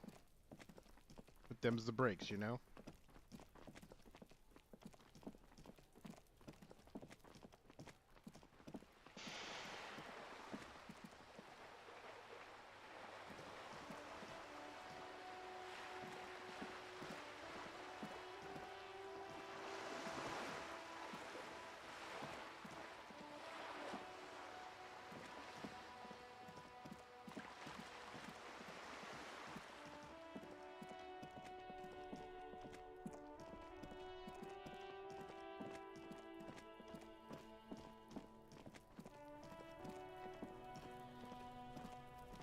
Does Kuno care? Alright, so you got Kuno's kilo. Here is how we do it. First, you give Kuno Kuno's kilo, then Kuno gives you half back. That's how we split it. It's the best way, street way.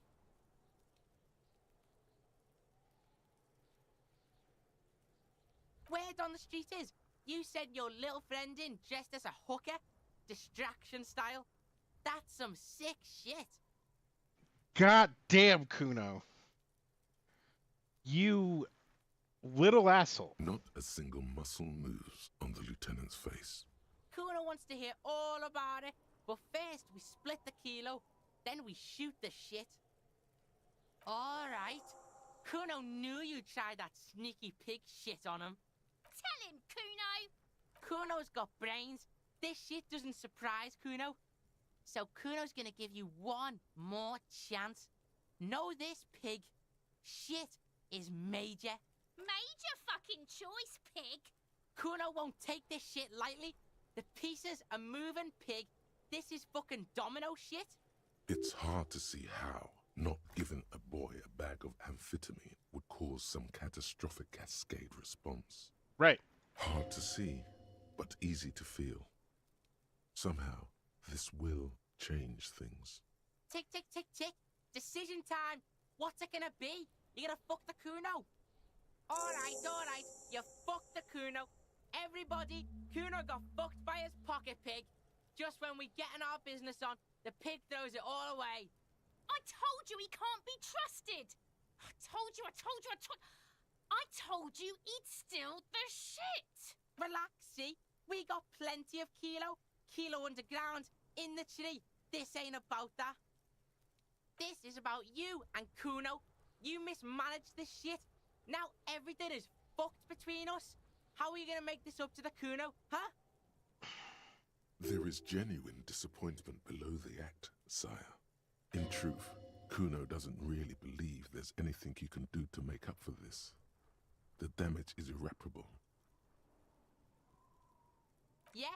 How the fuck are you still alive, pig? It was what you said. Kim dressed up as a hooker, full drag, distracted him. What? Fuck right. Kuno's dad was sleeping like a bum. Kuno told ya. Kuno's dad doesn't give a shit about anything. Fucking breaking and entering shit. That's nothing to Kuno's dad. You got lucky, pig. Kuno knew this. Kuno's fucking violent fiend dad's been drinking hard lately. Kuno knew you have a way in. Narrow window. Kuno window. Yeah? Kuno's dad is fucking nothing. Fucking coma shit. Stroke shit. Kuno's dad is so fucking violent. He's had a stroke many times. Kuno's gonna have one too. Gonna be just like Kuno's dad. Speed shit. Crime shit. Fucking on the bed. Kuno's gonna go out like Kuno's dad. Revachol West style. I really want a different direction for Kuno. But I can't say I'm confident that he will have a different direction. Stop saying all this sad shit, Kuno. There's a touch of grief in there. Fuck you talking sad? Kuno's got hard shit, death shit, nothing shit. Get your fucking nun-ass out of here before Kuno fucks it dead. You think 'cause you took Kuno's speed, Kuno's gonna sub like a turn into... Kuno ain't turning into shit. Kuno is that shit. Kuno won! Oh, you won, Kuno! The fuck do you know about Kuno's life? Kuno's got plans. Get the fuck out of here.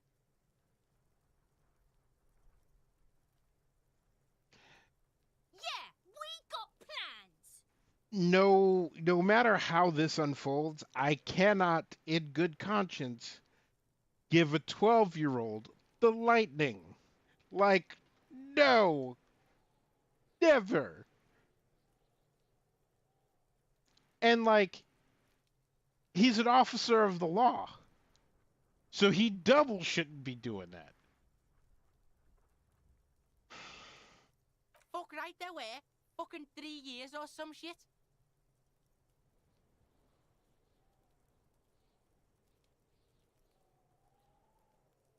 Yeah, that's right. Kuno's dad doesn't give a shit about that electricity and light shit. Just wants to pound on people and drink. Here's the fundamental difference. If I went to college for 4 years and then medical school for 3 years and then 2 years of residency and then specialized in psychiatric medicine and truly not only understood the interactions and ramifications of giving a child the lightning, and then gave it to him and then gave him a limited supply and then made sure I followed up and kept track of his progress, and if it wasn't working for him, stopped giving it to him and try something else. And also orchestrate other forms of therapy so that he can live a normal life. Like, and I've gotten into an argument with a friend of mine many times about, like, psychiatrists aren't just drug dealers with extra steps. Like, while there is a great deal of evil in the pharmaceutical industry, pharmaceuticals aren't necessarily bad.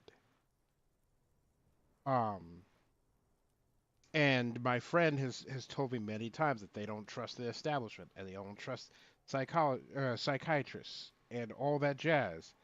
It's like, it's fine. Trust who you want and who you don't want. But there is a massive difference between a drug dealer, of which I have known many, and a licensed psychiatrist, both in training and in end goal. Like, a psychiatrist doesn't need to give you drugs to make money. But a drug dealer does need to give you drugs to make money. So most, not all, but most uh, uh, drug dealers, they don't care. They'll just sell you the drugs. A psychiatrist, on the other hand, is like, well, let's try this and see if it improves your life. Oh, it didn't improve your life? Let's try something else, instead of just giving you more drugs. And any person with ADHD who has a Adderall, Ritalin, etc. prescription can tell you right now, it's hard as hell to get a hold of that shit. And I have heard tell of many people on ADHD who then just went and found a dealer and got meth. And they're like, well, this is what I'm doing to me. Anyway, the point is, despite the fact that this person is a cop, despite the fact that both as a cop and as a human being, he's a piece of shit, I'm still not going to stoop to the point of giving the lightning to a 12-year-old. That's right, it's a shithole. Kuno's gonna move underground, Leroy shit, ancient shit. Kuno's gonna live in a fucking catacomb. Yeah, in a tomb, Kuno. That didn't change shit, pig. That only made things worse. Fucking social worker shit. It doesn't work, pig. It doesn't work, Kuno. Only our shit works. The fuck about it? You're testing... Get lost, Yeah? The kingdom of Kuno? The fuck do you... Yeah, whatever. Kuno doesn't... Alright, it's autopsy time.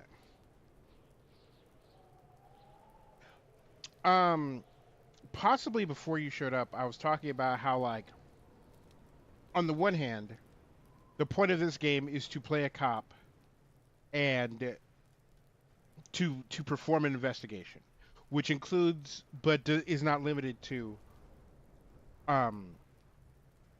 talking to people and interviewing witnesses. Except every time I walk up to someone, in my head, in my person, I'm like, don't talk to this cop. Nothing good comes from talking to cops. And so I cheer a little bit every time somebody's like, I ain't gonna tell you shit, cop. Because me in real life, that's how I am. Like a cop, if the door knocks right now and there's a cop on the other side of it, I am not answering it. I am not home. I am not streaming. I am in Zimbabwe. I am in Timbuktu. I don't exist. If a cop shows up with a warrant and has questions for me, it's like, oh, I'm sorry, officer. I forgot how to speak until my lawyer shows up.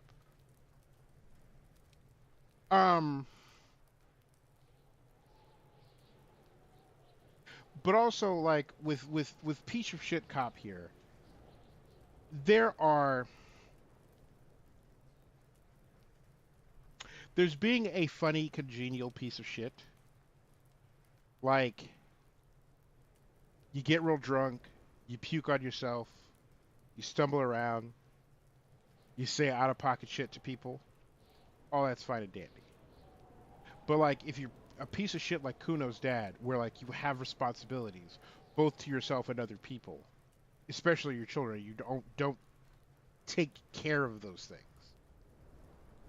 That really bothers me. Or if you're the sort of person, because, like, you want to ride the lightning, you want to smoke, you want to drink, you want to do all those things, great. And depending on your job, I'm even okay with you doing that on the clock. Like a bartender, absolutely throw it back. bartender, streamer, uh, uh, who else am I okay with drinking on the job? Like if you got a desk job, 911 operator, moderator, like there should be a bottle of alcohol in that drawer. But if you're a surgeon or a police officer, maybe don't drink on the clock. I apologize in advance for what is about to happen to you. You mean something I should have said to every woman that I have tried to flirt with? That is fair.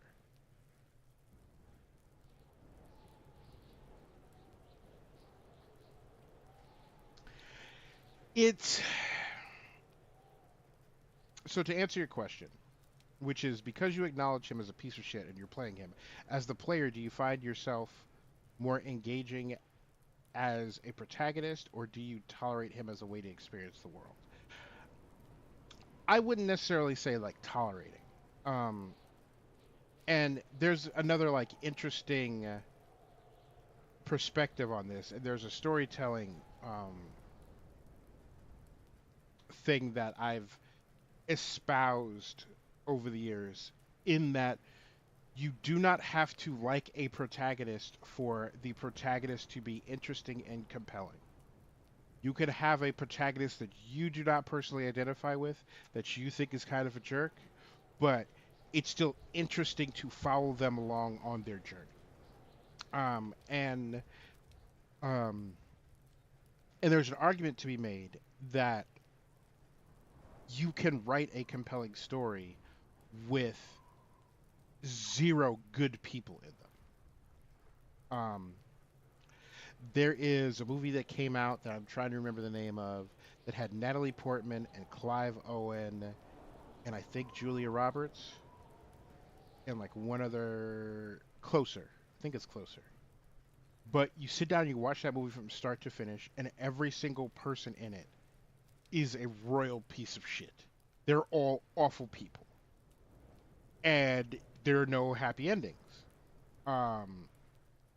And it's still an excellent movie, and it's very compelling, and I will absolutely sit down and watch it again. Like, It's Always Sunny is a good example. There are no good people on that show.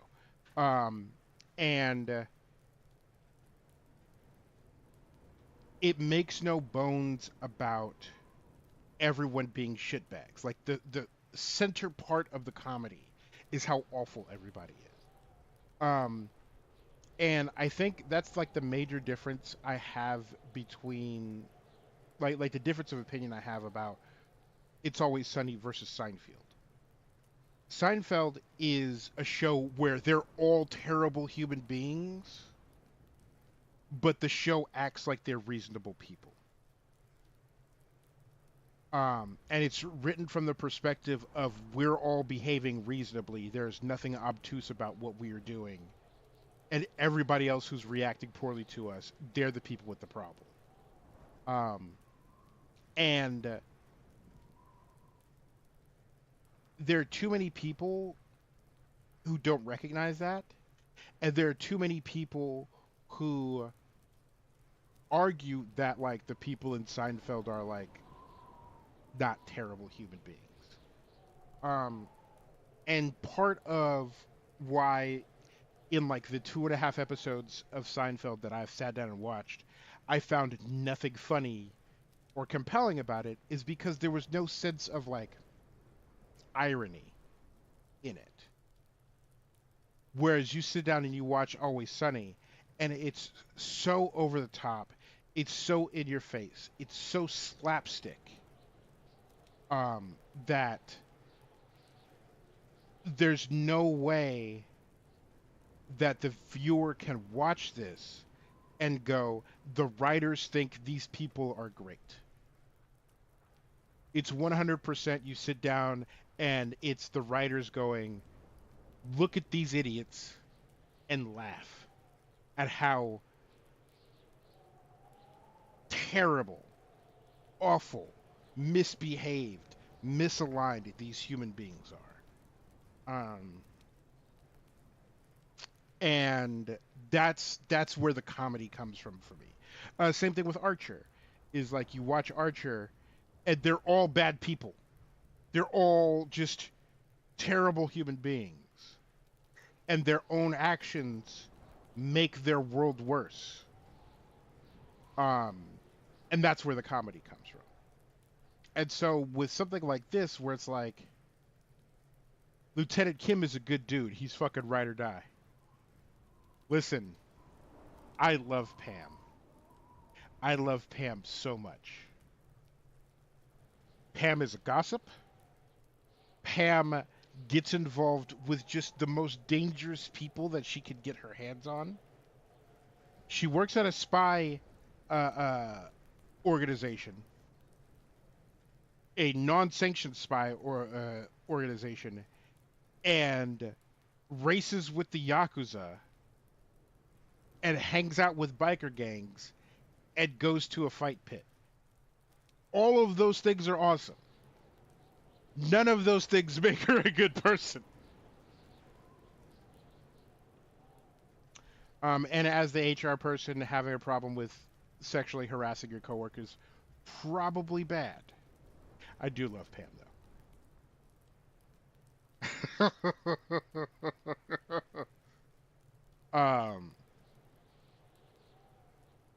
But yeah, like they're all terrible people, but it's still like entertaining to watch them do things. And it's the same thing here of like this guy is objectively like just he might have been a good cop at some point, but he's not a good cop right now. He left a body hanging in the yard for a week while he got fucked up. And like wrecked his shit. And yeah, Pam. Yeah. And what's her name? The girl who's changed her name because Archer can't keep track of it. I would marry her in a heartbeat. I would marry her yesterday. And we would have the messiest relationship / marriage / divorce. Like, that whirlwind marriage would end up with me dead in a culvert somewhere. Worth it. But yeah, so like to circle back to your question, like I don't have to like personify or even like identify with the protagonist to like enjoy the story. And it's the same thing with like horror movies. You sit down and watch a horror movie, and I'm watching 90 minutes of somebody doing the exact opposite shit of what I would do. Yeah, Carol, Cheryl, etc. Well, okay, we're gonna revisit Lieutenant Kim in a second, but like, yeah, a horror movie is me watching 90 minutes of somebody doing shit that I would never. Which is why Insidious was such a good. Part of what made Insidious such a good movie is because, small spoiler for Insidious, you're watching it and it's like your traditional like family moves into new house, weird shit starts happening. Wife is like, there's something not okay here. Now, what usually happens in these movies is the husband goes, "Oh, what are you talking about? You're kidding." In Insidious, the next scene is the moving truck pulling away from that house. Because the husband was like, "Honey, you said the vibe is off here? Pack everything up. We're getting the fuck out." And when I tell you, when I was watching Insidious on Netflix at like 2 o'clock in the morning earlier this year for the first time, I fucking cheered out loud. You could have put a microphone a block away from my house and you would have picked up my cheer. I was like, that's a good man, that's a good husband, and this is great writing, and I love where this movie is going. But yeah, I don't need to like necessarily like identify. Like he's a cop. Already, I'm like, ugh. I don't necessarily need to like identify with him to have a good time following this character's journey through this. And another good example of that is if you haven't played it, there's a game called Spec Ops: The Line. And it's a little topical right now, but that's a whole different thing. Spec Ops: The Line is one of the greatest games I've ever played because it is a very well put together, tight military shooter. It's good. Just the things you want a military shooter to do, it go bang bang. There are enemy insurgents all over the place. You're in an unfamiliar environment halfway around the world. Going bang bang. It's great. It's exactly what you're looking for. Except the game is also a commentary on like the horrors of war. And just like every other military shooter, thank you for stopping by. Thank you for lurking.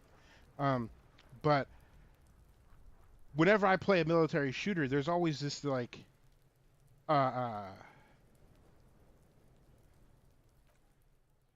there's always this disconnect I have with the game I am playing. Like if I'm playing Call of Duty, if I'm playing Medal of Honor, if I play, because the idea of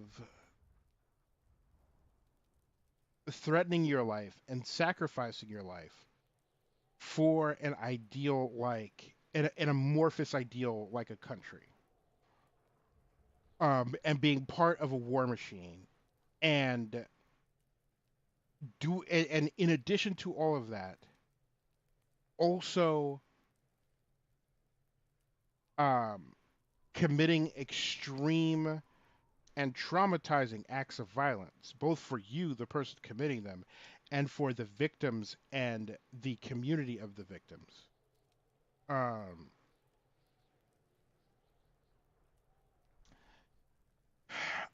Then, so yeah, I play a military shooter, and there's a disconnect for me because that's not something I would ever choose to embody. And honestly, like I feel like a much more like intimate interpersonal connection with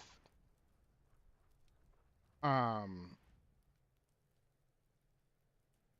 like Stardew Valley and Dark Souls than I do with like a military shooter or with a game like this, because like in Stardew Valley it's like capitalism the game. Well, no, it's not capitalism the game. That's not fair.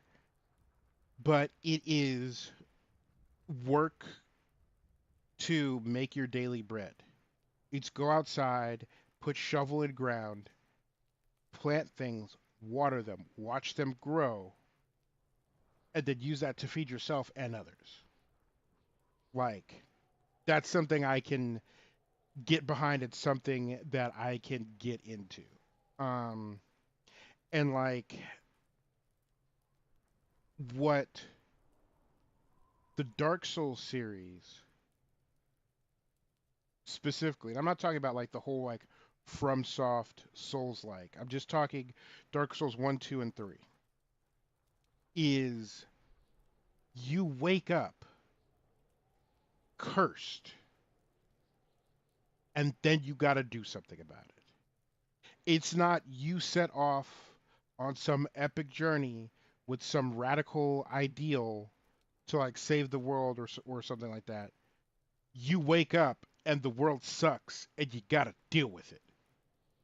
Um and it's like these are the cards you're dealt. This is your lot in life. What are you going to do? Um,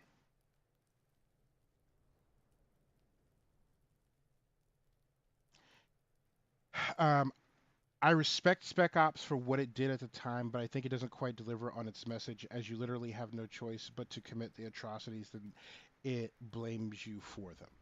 Um, that's that's a fair criticism. Um, though the way I interpreted the messaging when I played it was how a soldier committing a war crime is disconnected from the reality of what they're doing.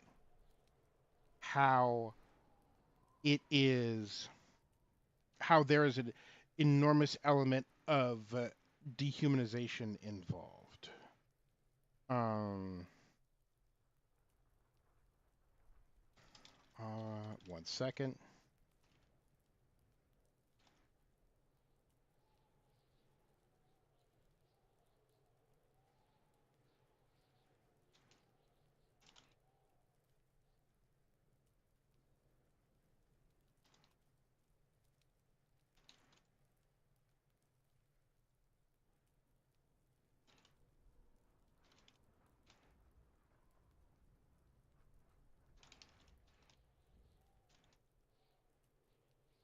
Um,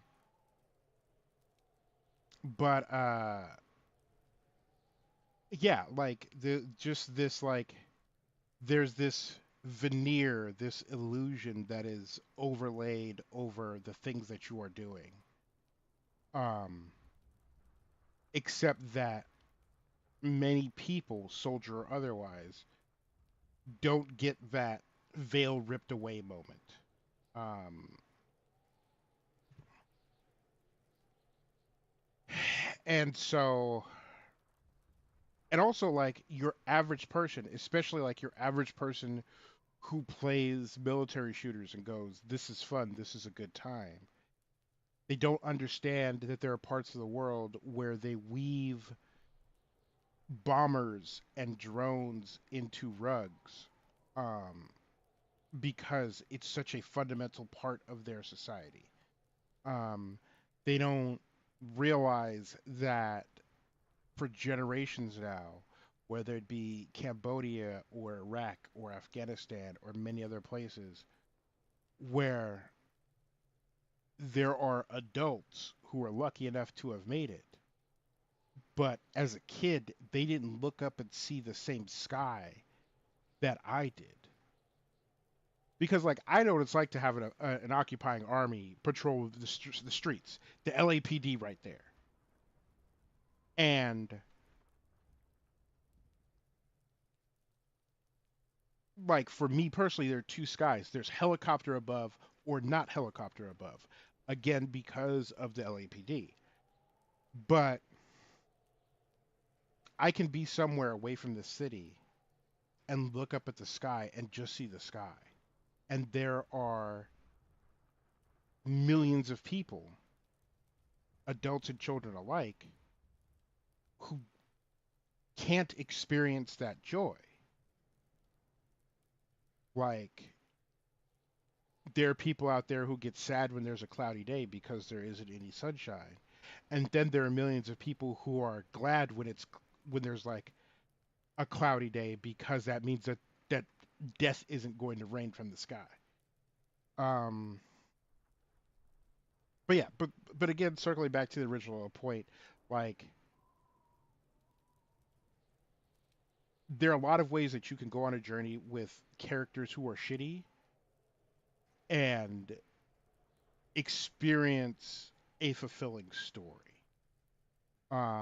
And again, I think there's a big difference between experiencing a fulfilling story and like enjoying a character or enjoying a story. Like I'd argue that a lot of the horror movies I watch, there's no enjoying them. Um, but they're still great and I still have a good time. Um, but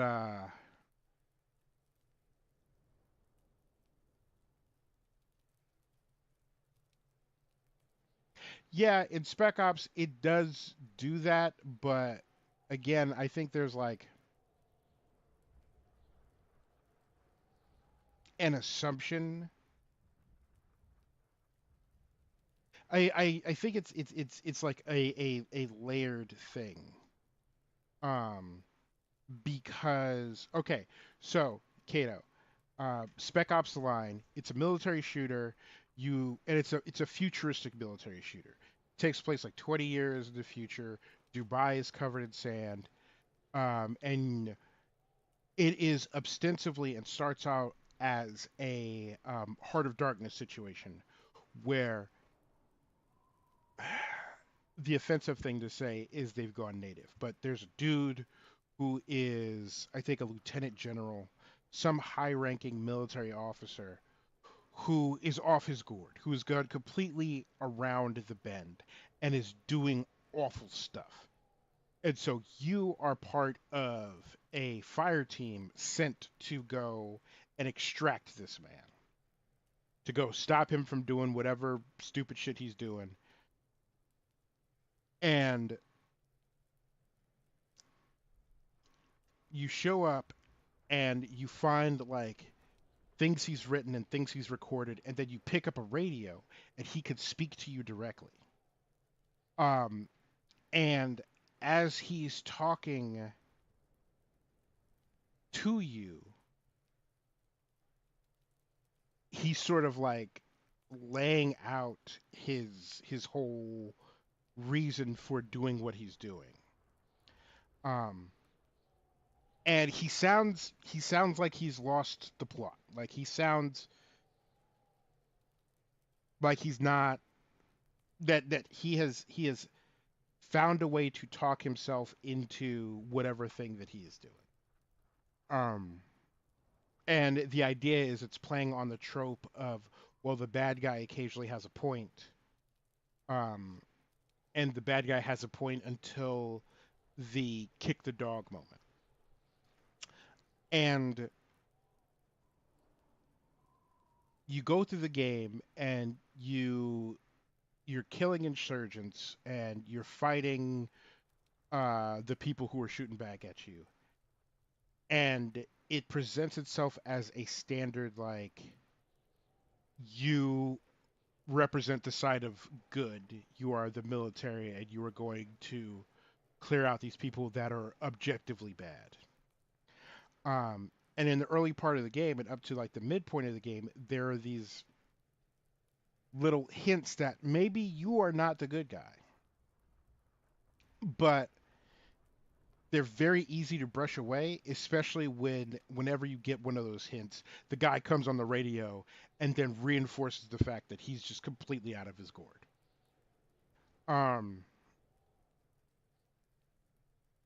But then you do things, and like the one thing that really sticks out clearly is the white phosphorus thing. And you go through and you find the guy, and you kill, or you find the guy and you confront him, and he's like, you have done awful, terrible, unspeakable things. And you're like, what are you talking about? And then it plays back sections of the game where you did normal Call of Duty stuff, but then it shows what really happened, and you're actually committing a war crime. You're actually doing something terrible. And at one point, you are fighting. You're stuck in a place and you're defending a position, and then you call in an airstrike. And you know, the airstrike hits, the area is cleared, you move on, and then in the replay or in the flashback to what actually happened, your character is actually arguing with the other members of your fire team, and you're going, no, we have to use white phosphorus here. We gotta, and they're like, you can't do that. You're not supposed to do that. And then you call in the white phosphorus anyway. And then there is a fairly graphic depiction of what happens with white phosphorus. And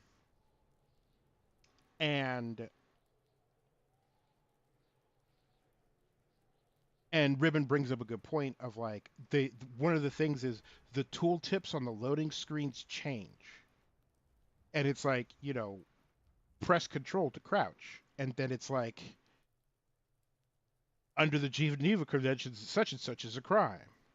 And then it starts asking, like the loading screen starts asking, do you know what you're doing? Are you doing the right thing? And then the deeper you go, and when you hit this confrontation, it does tell you this is all your fault. And I never interpreted that it was like me, the player, that it is my fault. I always interpret it as the guy who is behind the eyes of the soldier that is committing these crimes, that doesn't see the crimes that he commits. That is part of his wake-up call. Is the tooltip on the loading screen being like, "Yo, you are committing a crime." And so I've always seen it as like, not as a way for the player to understand that what they're doing is terrible and war crimes and crimes against humanity, but that the, like I said, the person behind the eyes of the soldier that is doing those things. Because it also, in a very meta way, is like, you are not playing the game, you are experiencing a soldier who is playing a game, except that game is his real life. Like, I think it is part of the reinforcement of the manifestation of the disassociation that someone who does those things experiences.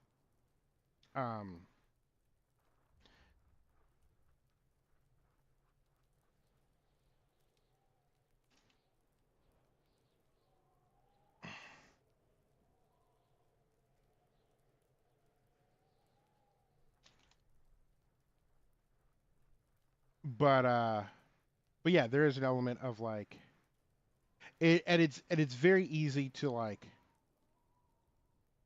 and it, let me start again. It may be that I am putting too much into the game, that I am reading too much into it. Maybe the developers and the writers are like, no, you did this. This is your fault. You, the player.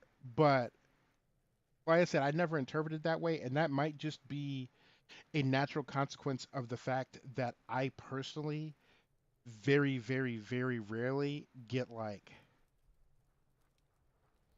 personally invested, as in like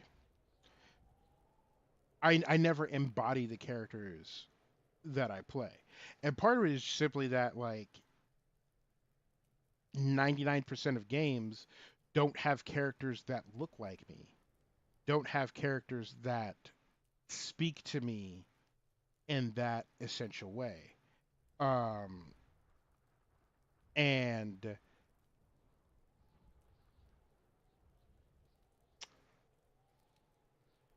that's why like that actually may explain why I have such a problem with horror games.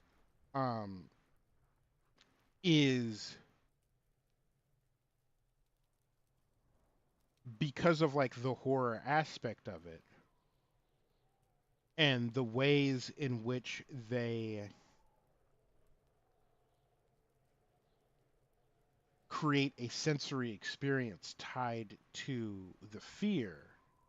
I get more embodied and personified in those games. And when I cross that threshold, when I step over that line, um, is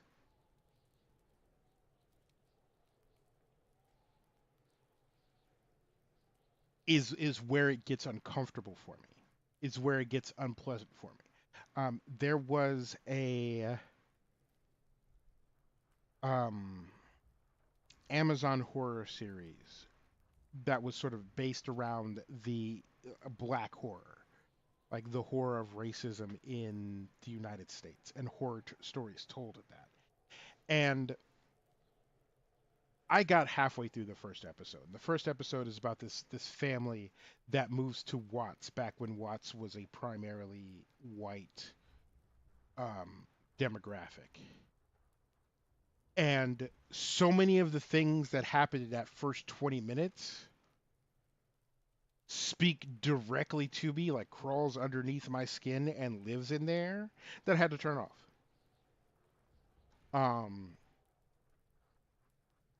And so yeah, I don't know the reason for it, the source of it, but I don't necessarily like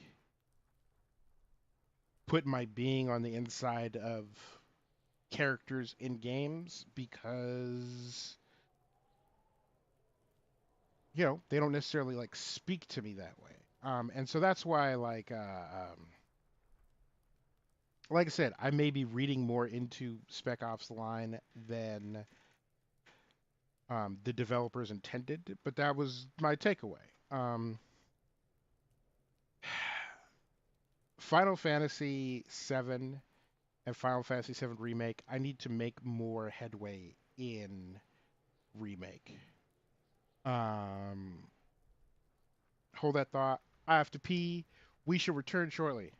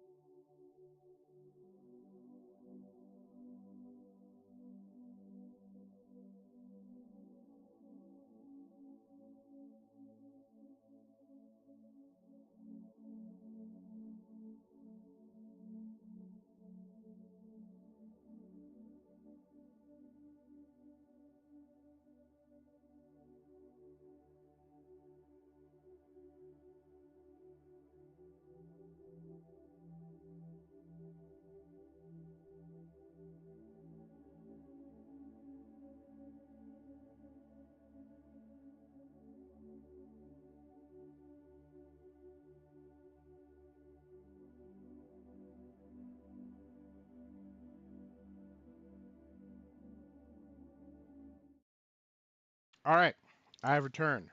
I had to make a pit stop to get a Kato snack, but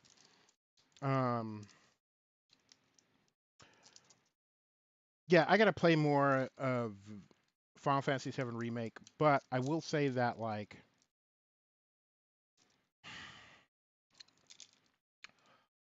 on the idea of like media representation, um, once once a once a piece of fiction, once a piece of art leaves your hands, like once it's released to the public, once it's published, it's no longer 100% yours. Um,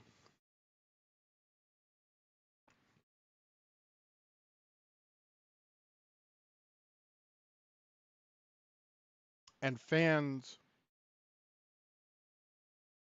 of your work are right to internalize it in their own way, even if it's not how you intended.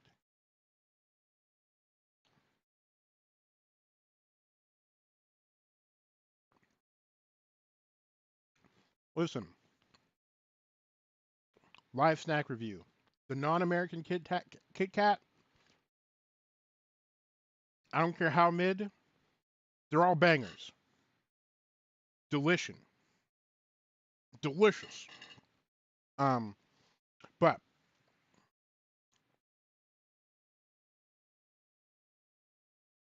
like, I've said before, like Piccolo is the black dad of Dragon Ball Z. Like he's ours. Um and like Sherlock Holmes, Sherlock, the BBC um, Benedict Cumberbatch one, is an abusive gay love story. Um, and so on. Like all of those are like valid interpretations. Now I think things get different when you, as someone who has this interpretation, then try to sell that interpretation to others. But that I think that's fundamentally a different discussion. Um,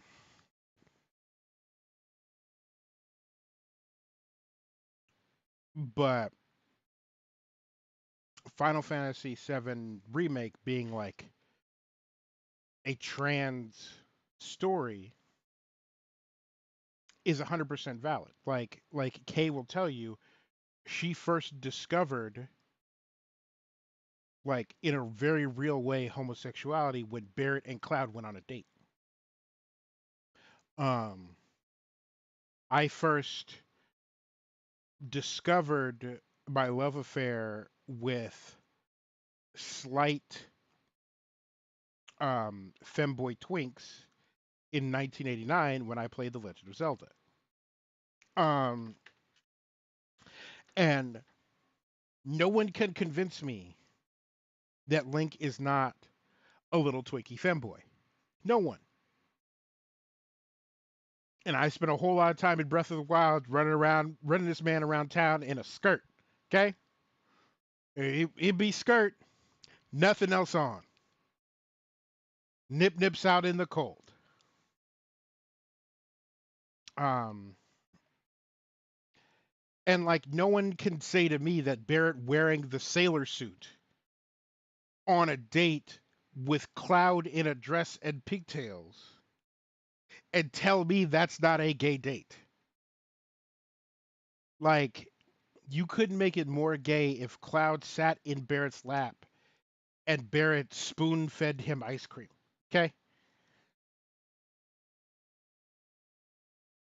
And whether Square Enix intended that or not, whether the person who specifically wrote that scene intended that or not, doesn't matter. It's ours now. We get to say what it is. And like one of my favorite sort of examples of this is the guy who created Bayonetta. Someone approached him and was like, "Yo, there's a lot of like fan fiction hentai about Bayonetta. Like how do you feel about that?" And he's like, "I'm really upset about that. They keep writing Bayonetta as a bottom, and she's totally a top." And I'm like,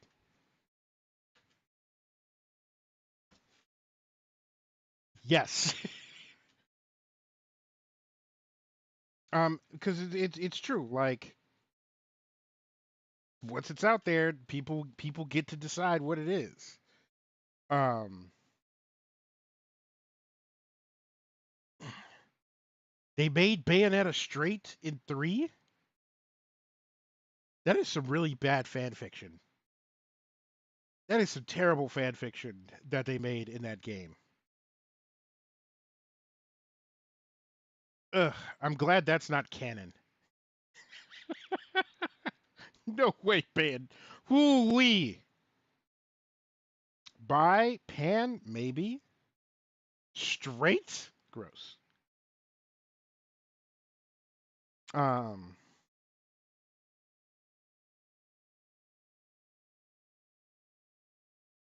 and like, yeah, Link is a great example because like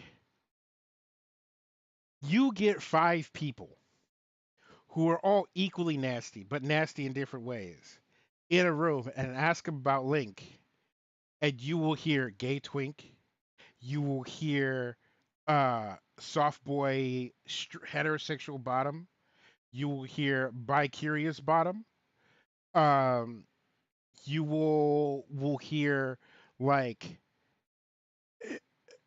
ace simp, where he's just full of duty to protect the Princess of Hyrule, and that's it.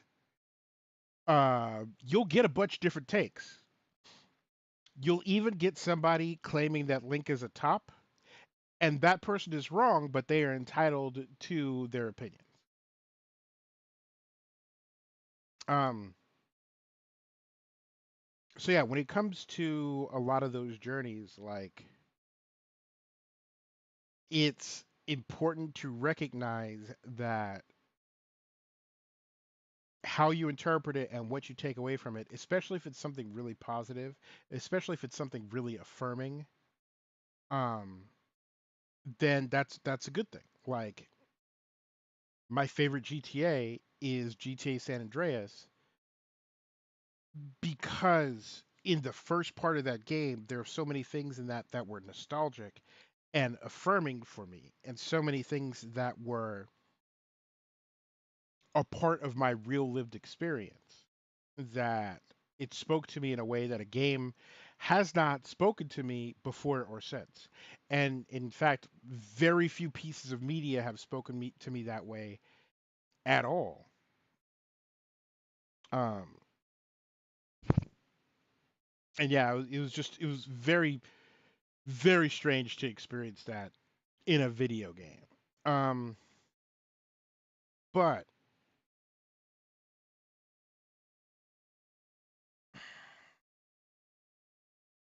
if San Andreas is the only GTA you've enjoyed, then uh, you have excellent taste.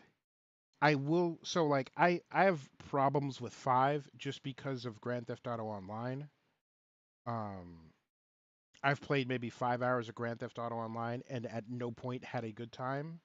And they also scrapped a lot of the stuff that I was looking forward to. Um, in lieu of doing stuff for Grand Theft Auto Online, like a lot of single player stuff I was looking forward to. And the way a lot of the like plot stuff unfolded in 5, just in terms of timing of some things, I kind of feel ways about. Um, but I will say 5 had some of my favorite characters of the whole series, but that might be because I'm an LA person. Um, but there are San Andreas people, there are Vice City people. And yeah, I think that's it. I think there's like an even split between like people who loved Vice City and think that's the best one, and people who love San Andreas and think that's the best one. Um, but oh, and one last thing, circling back to the original question about this guy's a piece of shit. All of the things that this man has done that make him a shitty person happened before I got a hold of him.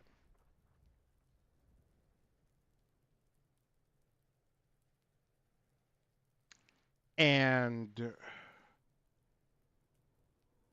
the choices he has made since, I think, are good choices. Now, if the game forces me to only make choices that make him a shittier person, like if the game did give me an option to not give the drugs to your boy Kuno, then I would feel less good about the game. like there is a question of agency. And if the game limited my agency to just being shitty, I would have a much more negative reaction to this cop being shitty. Because just because he exists as a shitty person before I showed up, that's fine and dandy. That's amusing. And like tracking down how he's been shitty has been entertaining. But then forcing me to do shitty things would not sit well with me. Yeah, Red Dead Redemption 2 is another great game of there are no good people in this game. They're all dirtbags. And yet, it was a compelling journey. The body. The rotting man lies on his side with his eyes looking straight through you. The belt is still around his neck. His body is supine and open to intrusion by autopsy. The lieutenant adjusts his glasses and takes a deep breath. Shoot, Looney Rooney.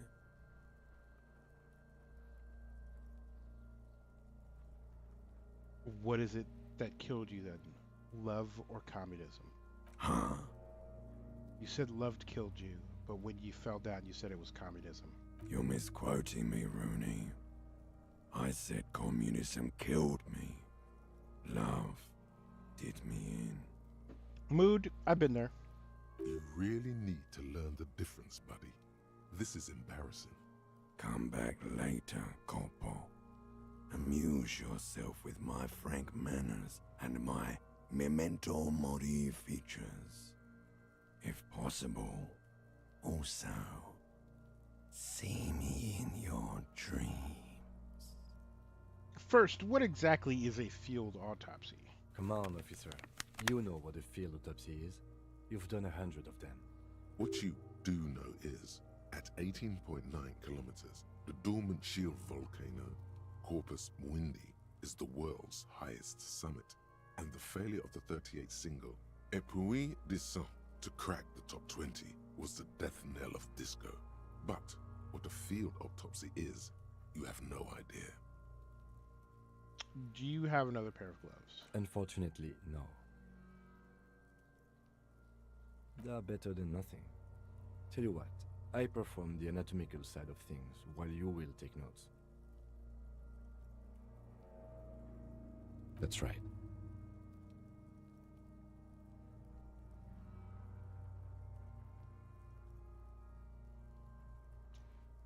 And I think that's a good point, is that like the whole like internal dialogue of this game rings true for a lot of experience of the human experience, for lack of a better term. Because I've definitely like tried to remember something important, and every piece of random trivia has sprung into my head. The dead man stares in silence as you crack open the ledger. The bright red paper is covered in boxes and lists, describing the condition of his skin and organs in 3 parts. Above those, an 11-field info form needs filling out first. It begins with, That's you. Right, Harry Dubois. The corpse is indifferent to your scribblings, just lies there. The next box says, Coroner's case number. KK57-0803.0815.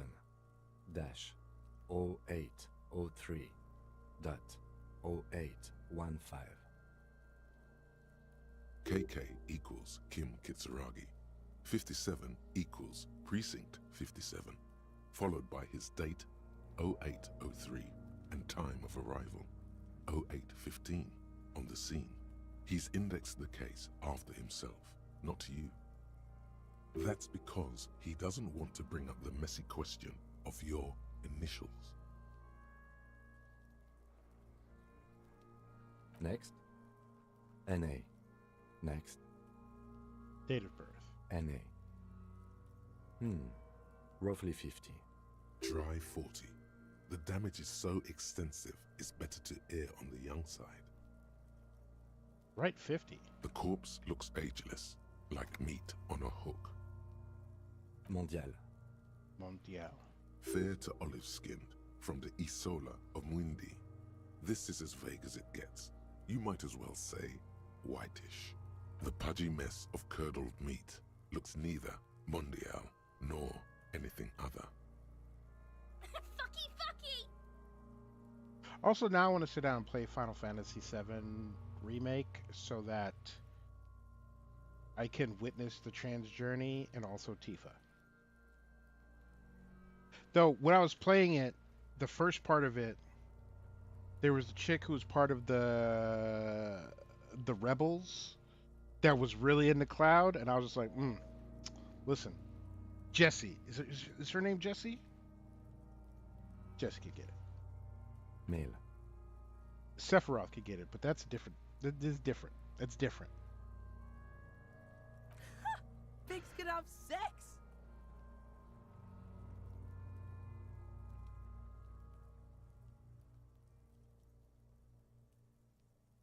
Nor does he look male, with his pregnant belly and indistinguishable Yeah, face. Jessie could get it.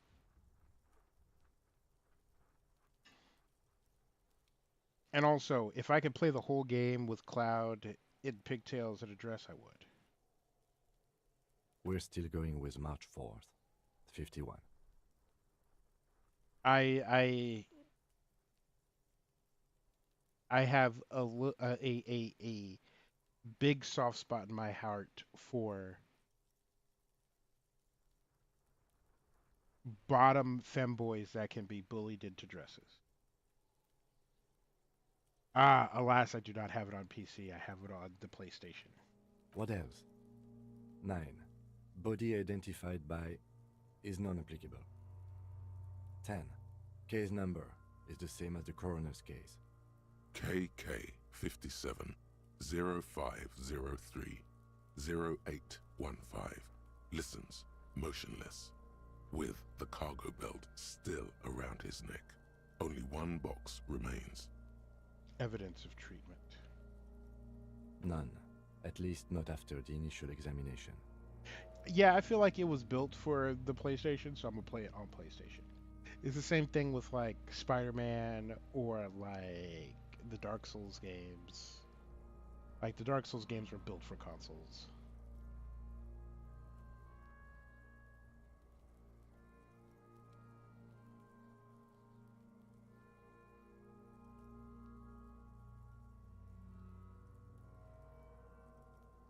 A silent nod.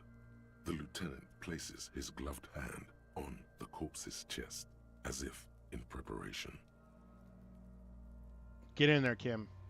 Your central nervous system recognizes this gesture. It's the stations of the breath. Ecclesiastic, religious in nature, a holdout from pre-DeLorean burial rites. It takes him 2 seconds to perform. Then, somewhere in Jamrock North, a small wood shed behind Rosencrantz Row, Lieutenant Nick Feuerback puts his hand to the chest of a small corpse, no larger than a monkey. It's raining outside, light drizzle. There is darkness in the shed. Elsewhere yet, an obese female sits in a wicker chair, her silhouette bull-like against the window. Outside, Grand Coudon. The day is turning dim for Sergeant Mac Dawson. Hand extended, he approaches, to make sure she is dead more than anything else. And so, all across Jamrock, Coal City, GRIH, 42 deceased persons found today, 42 stations of breath. We should start the post-mortem. The corpse cannot feel Kim's hand on his chest. It no longer meaningfully interacts with its surroundings. A thicket of boxes and lists on red copier paper tries to answer why. Clothes. The deceased wears armored boots and white briefs. The make of the briefs is Babrodin, I think. Let's see. Turns the body on its side to check the underwear label. See, it's happening. Babrodin, yes. Inexpensive. Size M. Color white. I'm sorry, that mountain of a man does not wear medium. The disappointment is palpable. The red-haired thing was expecting something more lurid. Yeah, the DS1 remaster port was dog shit. I don't know if there was a DS1 port of the original.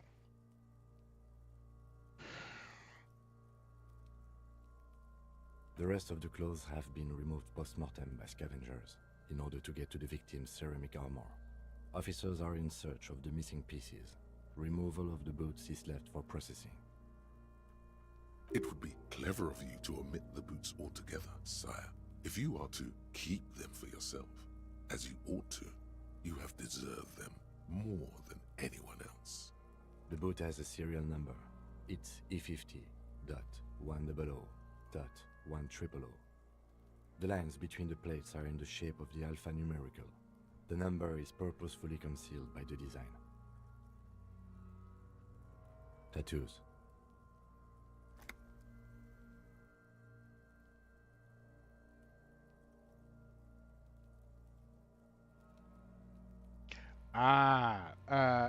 Oh, and a note about Dark Souls 2. Dark Souls 2 is the much maligned game in the trilogy. And while, like many people, I'd argue 3 was the best game, I'd also argue I had the most fun playing 2. That may be because I was allowed to dual wield 2 big fuck off buster swords, but that might have been 90% of it. It was a good time though. The upper torso is covered in a single continuous tattoo resembling a microelectronical circuit board. It reaches from the right shoulder to the heart. The ink is blue and white. The assistant has a color photograph of the markings to be added to the case files as document A1. The photo is taken on the scene using a Trigat Mini. The deceased has a belt for airlifting cargo around his neck, tied with a hangman's knot. Color yellow. Length 3 meters. There is a buckle on the other end. Well-nourished, athletically built, measuring 1.8 meters. Generally consistent with age, about 50. Preservation is good. Ambient temperature below freezing.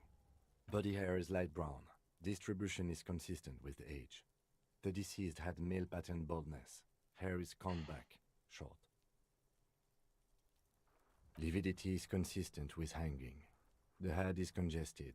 Contusions are present on the head, chest, and thighs. Consistent with stones thrown post-mortem. Low velocity. Low velocity. The burn. The absolute fucking shade. Fucking low velocity? You think Kuno doesn't know what you're talking about? Velocity was fucking max. Talking shit about Kuno's velocity. I hate Kuno so much.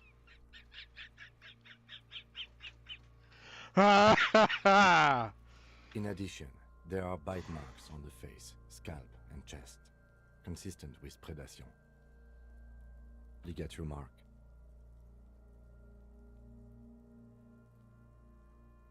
Yeah, Majula was just the best fucking hub. And the Dragon Princess is my favorite, like, hub person outside of the doll in Bloodborne. And also, dual wielding. Dual wielding the ultra great swords. There's no better time than that. The lieutenant produces a small folding knife. With the other hand pulling on the belt, he starts cutting into the polyester. The stench is horrid. After a while, it's obvious the material cannot be cut. The steel wiring. There's too much of it. We need to remove the belt so we can get to the ligature mark. You got just the right tool for that. the chain cutters. Always good to think ahead. Now... He points to the rope squeezing the dead man's neck. We need to cut the belt to see the ligature mark below.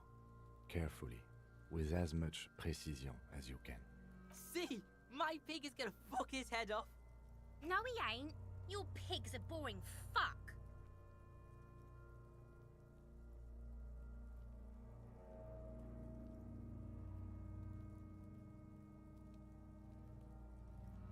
Yes, I'm Kuno's pig. I agree.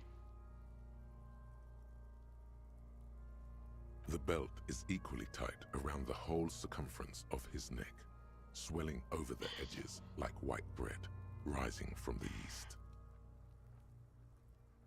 So, Bloodborne, where Bloodborne falls in the conversation, I think is really interesting because while it's a Souls-like, it's also like a fundamentally different animal. Same thing with Sekiro. Like, out of all of the FromSoft games I've played so far, Sekiro is probably my favorite. Bloodborne being second. But that's because I found Sekiro to be the fucking hardest out of all 5 because I haven't played Demon Souls yet. But yeah, Bloodborne is also just a different animal.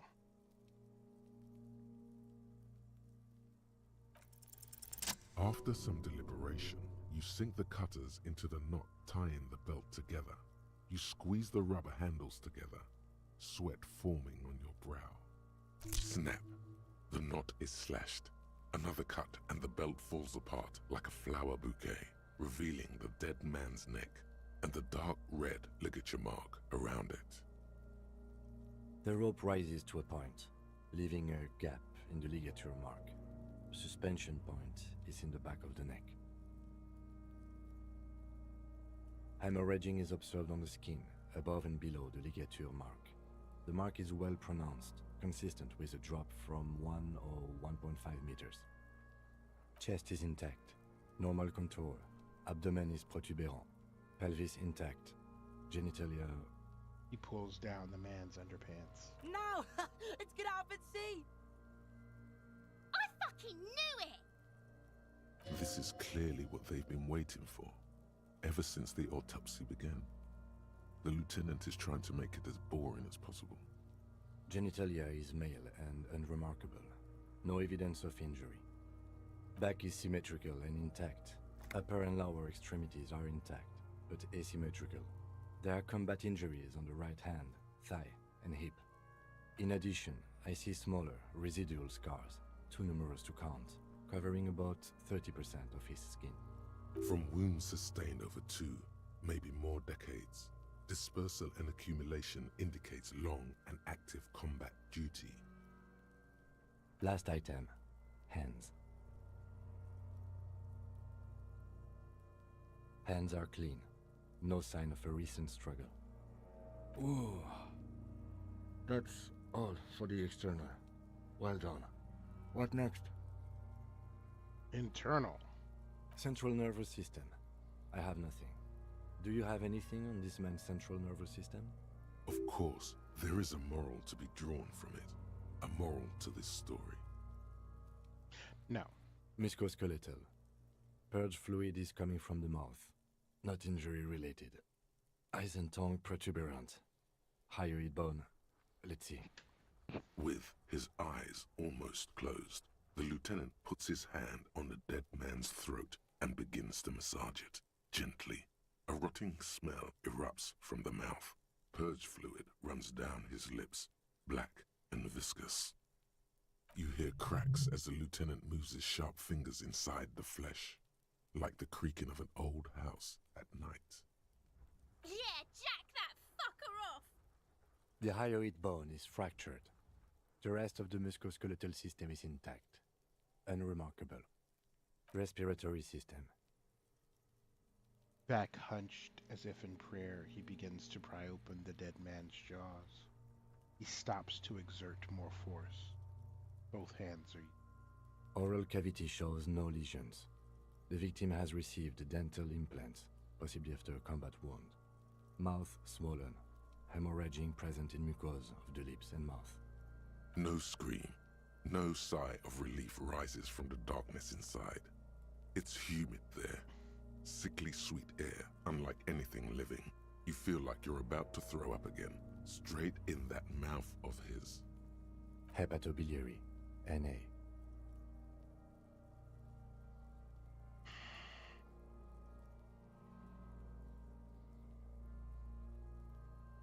Same for toxicology and serology, NA. Cardiovascular. The body exhibits heavy lividity.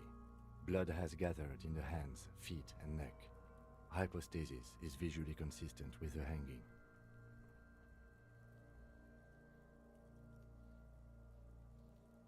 Gastrointestinal. No, I did not, and I don't know how I missed it. I offer no excuse. I need to see it. Because you had me at the name. This will do. Digested semi-solid food in stomach. Voila. Write it down, omit the voila. What's next on the list? Let's see. We have bite marks, contusions on the head and chest, and a ligature mark encircling the neck. You'll need 3 fills. Leave a 4th one too. Head, chest, and scalp bite mark injuries. Predation by birds has caused damage to the body. Odontologist does not need to be consulted. And your opinion, officer?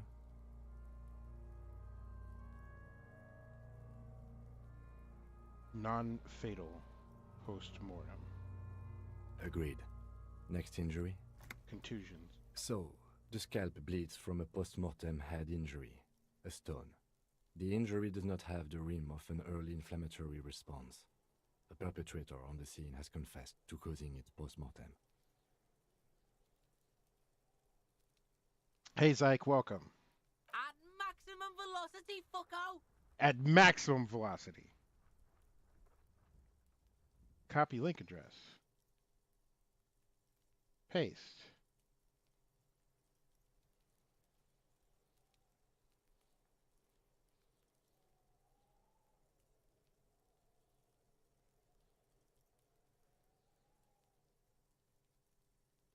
The world's crabbiest Souls-like. This actually looks dope as shit.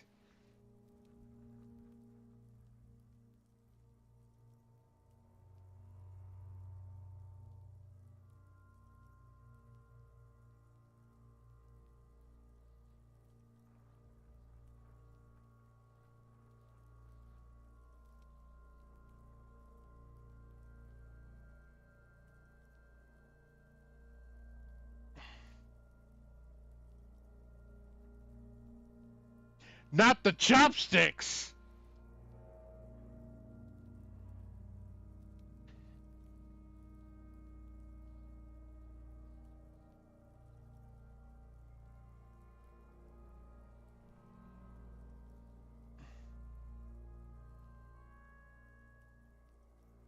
Not the chopsticks.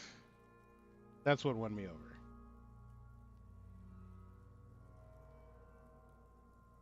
Another crab's treasure. Give me a moment. I need to add this.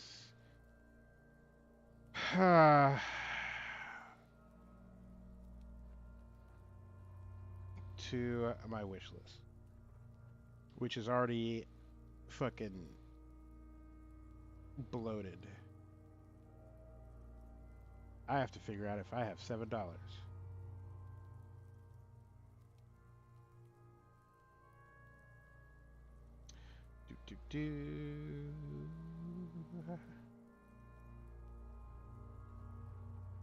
It's the chopsticks that really put me over. All right, add it to wish list.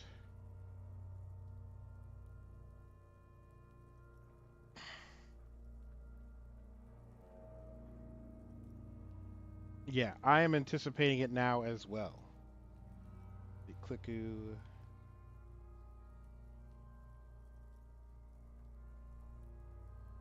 Coward.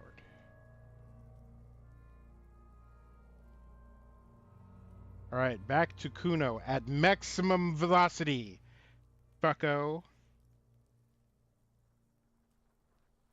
Has confessed to causing it at maximum velocity.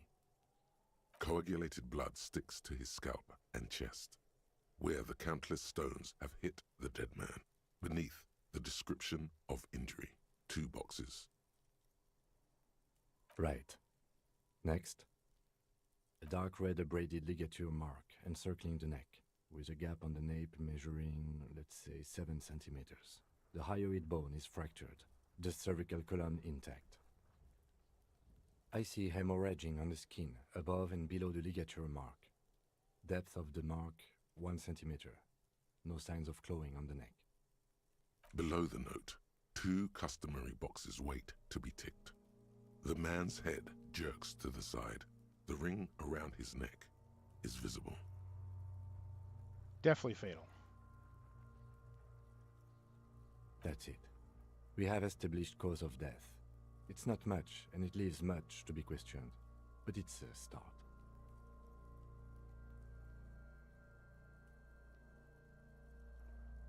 Let's wrap this up. I pronounce this field autopsy over. Well, we established probable cause of death. Some would say that's the goal of an autopsy. We were thorough with the list of injuries, too. We described them all in detail. What is there to say? Given the circumstances, it was a professional field autopsy. I need a copy of that autopsy form. Then I will drive him to Faubourg for processing. He's thinking, did I miss something? I'm sure we didn't get everything. There's always something.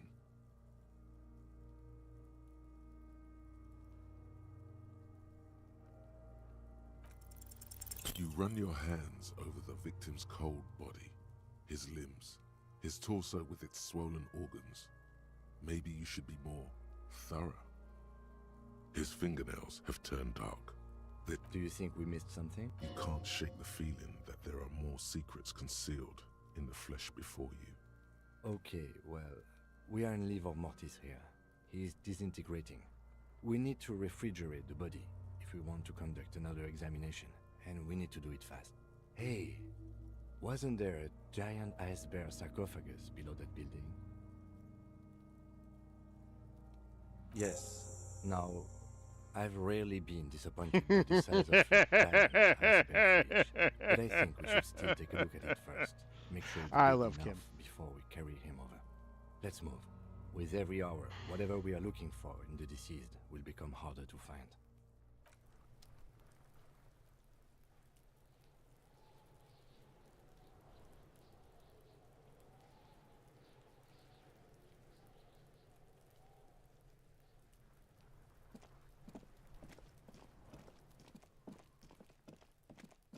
Cause I am living in a material world, and I am a material girl.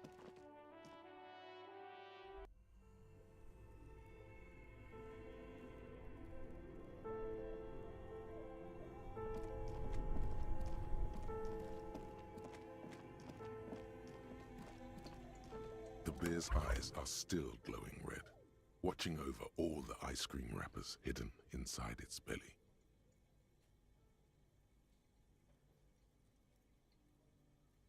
It's certainly an eccentric choice, but it is capacious and cold enough, too. But the optics on this are awful, he thinks. We need to be as silent as we can. Your visual confirms you could fit 2 more bodies in the ice bear fridge. Shall we go and get the body, then? I'll take the head, you take the feet. The body is heavier than you expected, and stinkier. It takes half an hour to get it down to the fridge. Then 10 more minutes to stuff it into the fridge. The lieutenant takes a step back to admire your handiwork. Beautiful. A dead body in a nice bare fridge. This is some of the best police work I've ever done. Of course you don't. Look at that. What have we done? We stuffed a dead body in a nice bare fridge. This does not leave this room. This isn't police work, Kim. It's art. We're artists. And this was our vision. Did we though? Okay, maybe we did. At least we've stopped the body from decomposing further. Now you can conduct another inspection under controlled circumstances. Inside the icy realm of the ice bear fridge, the corpse stands slumped, waiting. Shoot, Looney Rooney. I like it a lot, brother. This really is your finest hour. You're a genius. A regular Corpelangelo.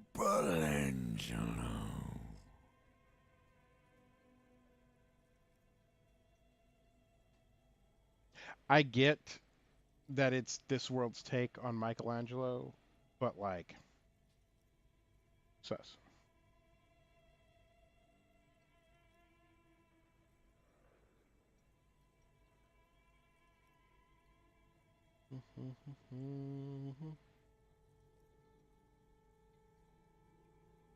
Come back later, Corpo. Amuse yourself with my frank manners and my memento. You touch the dead man's body. His skin is cold, light blue and silvery in the light of the fridge.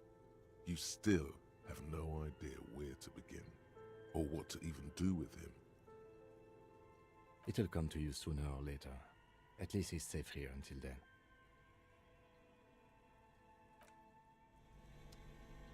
All right. It is a time after 7. Though I ate earlier, I am getting a little peakish. We've been at this for a couple of hours. There is no talk show on Tuesday because we are off through the end of the year. And because Kay is out of town and away from her streaming equipment. But David is going to pop up with a surprise gaming stream here or there over the next week or two.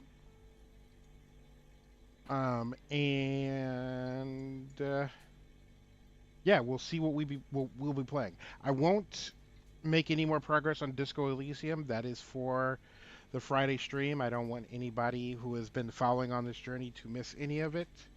But there are other games we could play. And so you will have to tune in to see what I decide to play 5 minutes before the stream starts. But thank you very much for hanging out. As always, I am always glad that you are here. Save. We are going to find somebody to raid. And we're going to do that. And I will see y'all soon.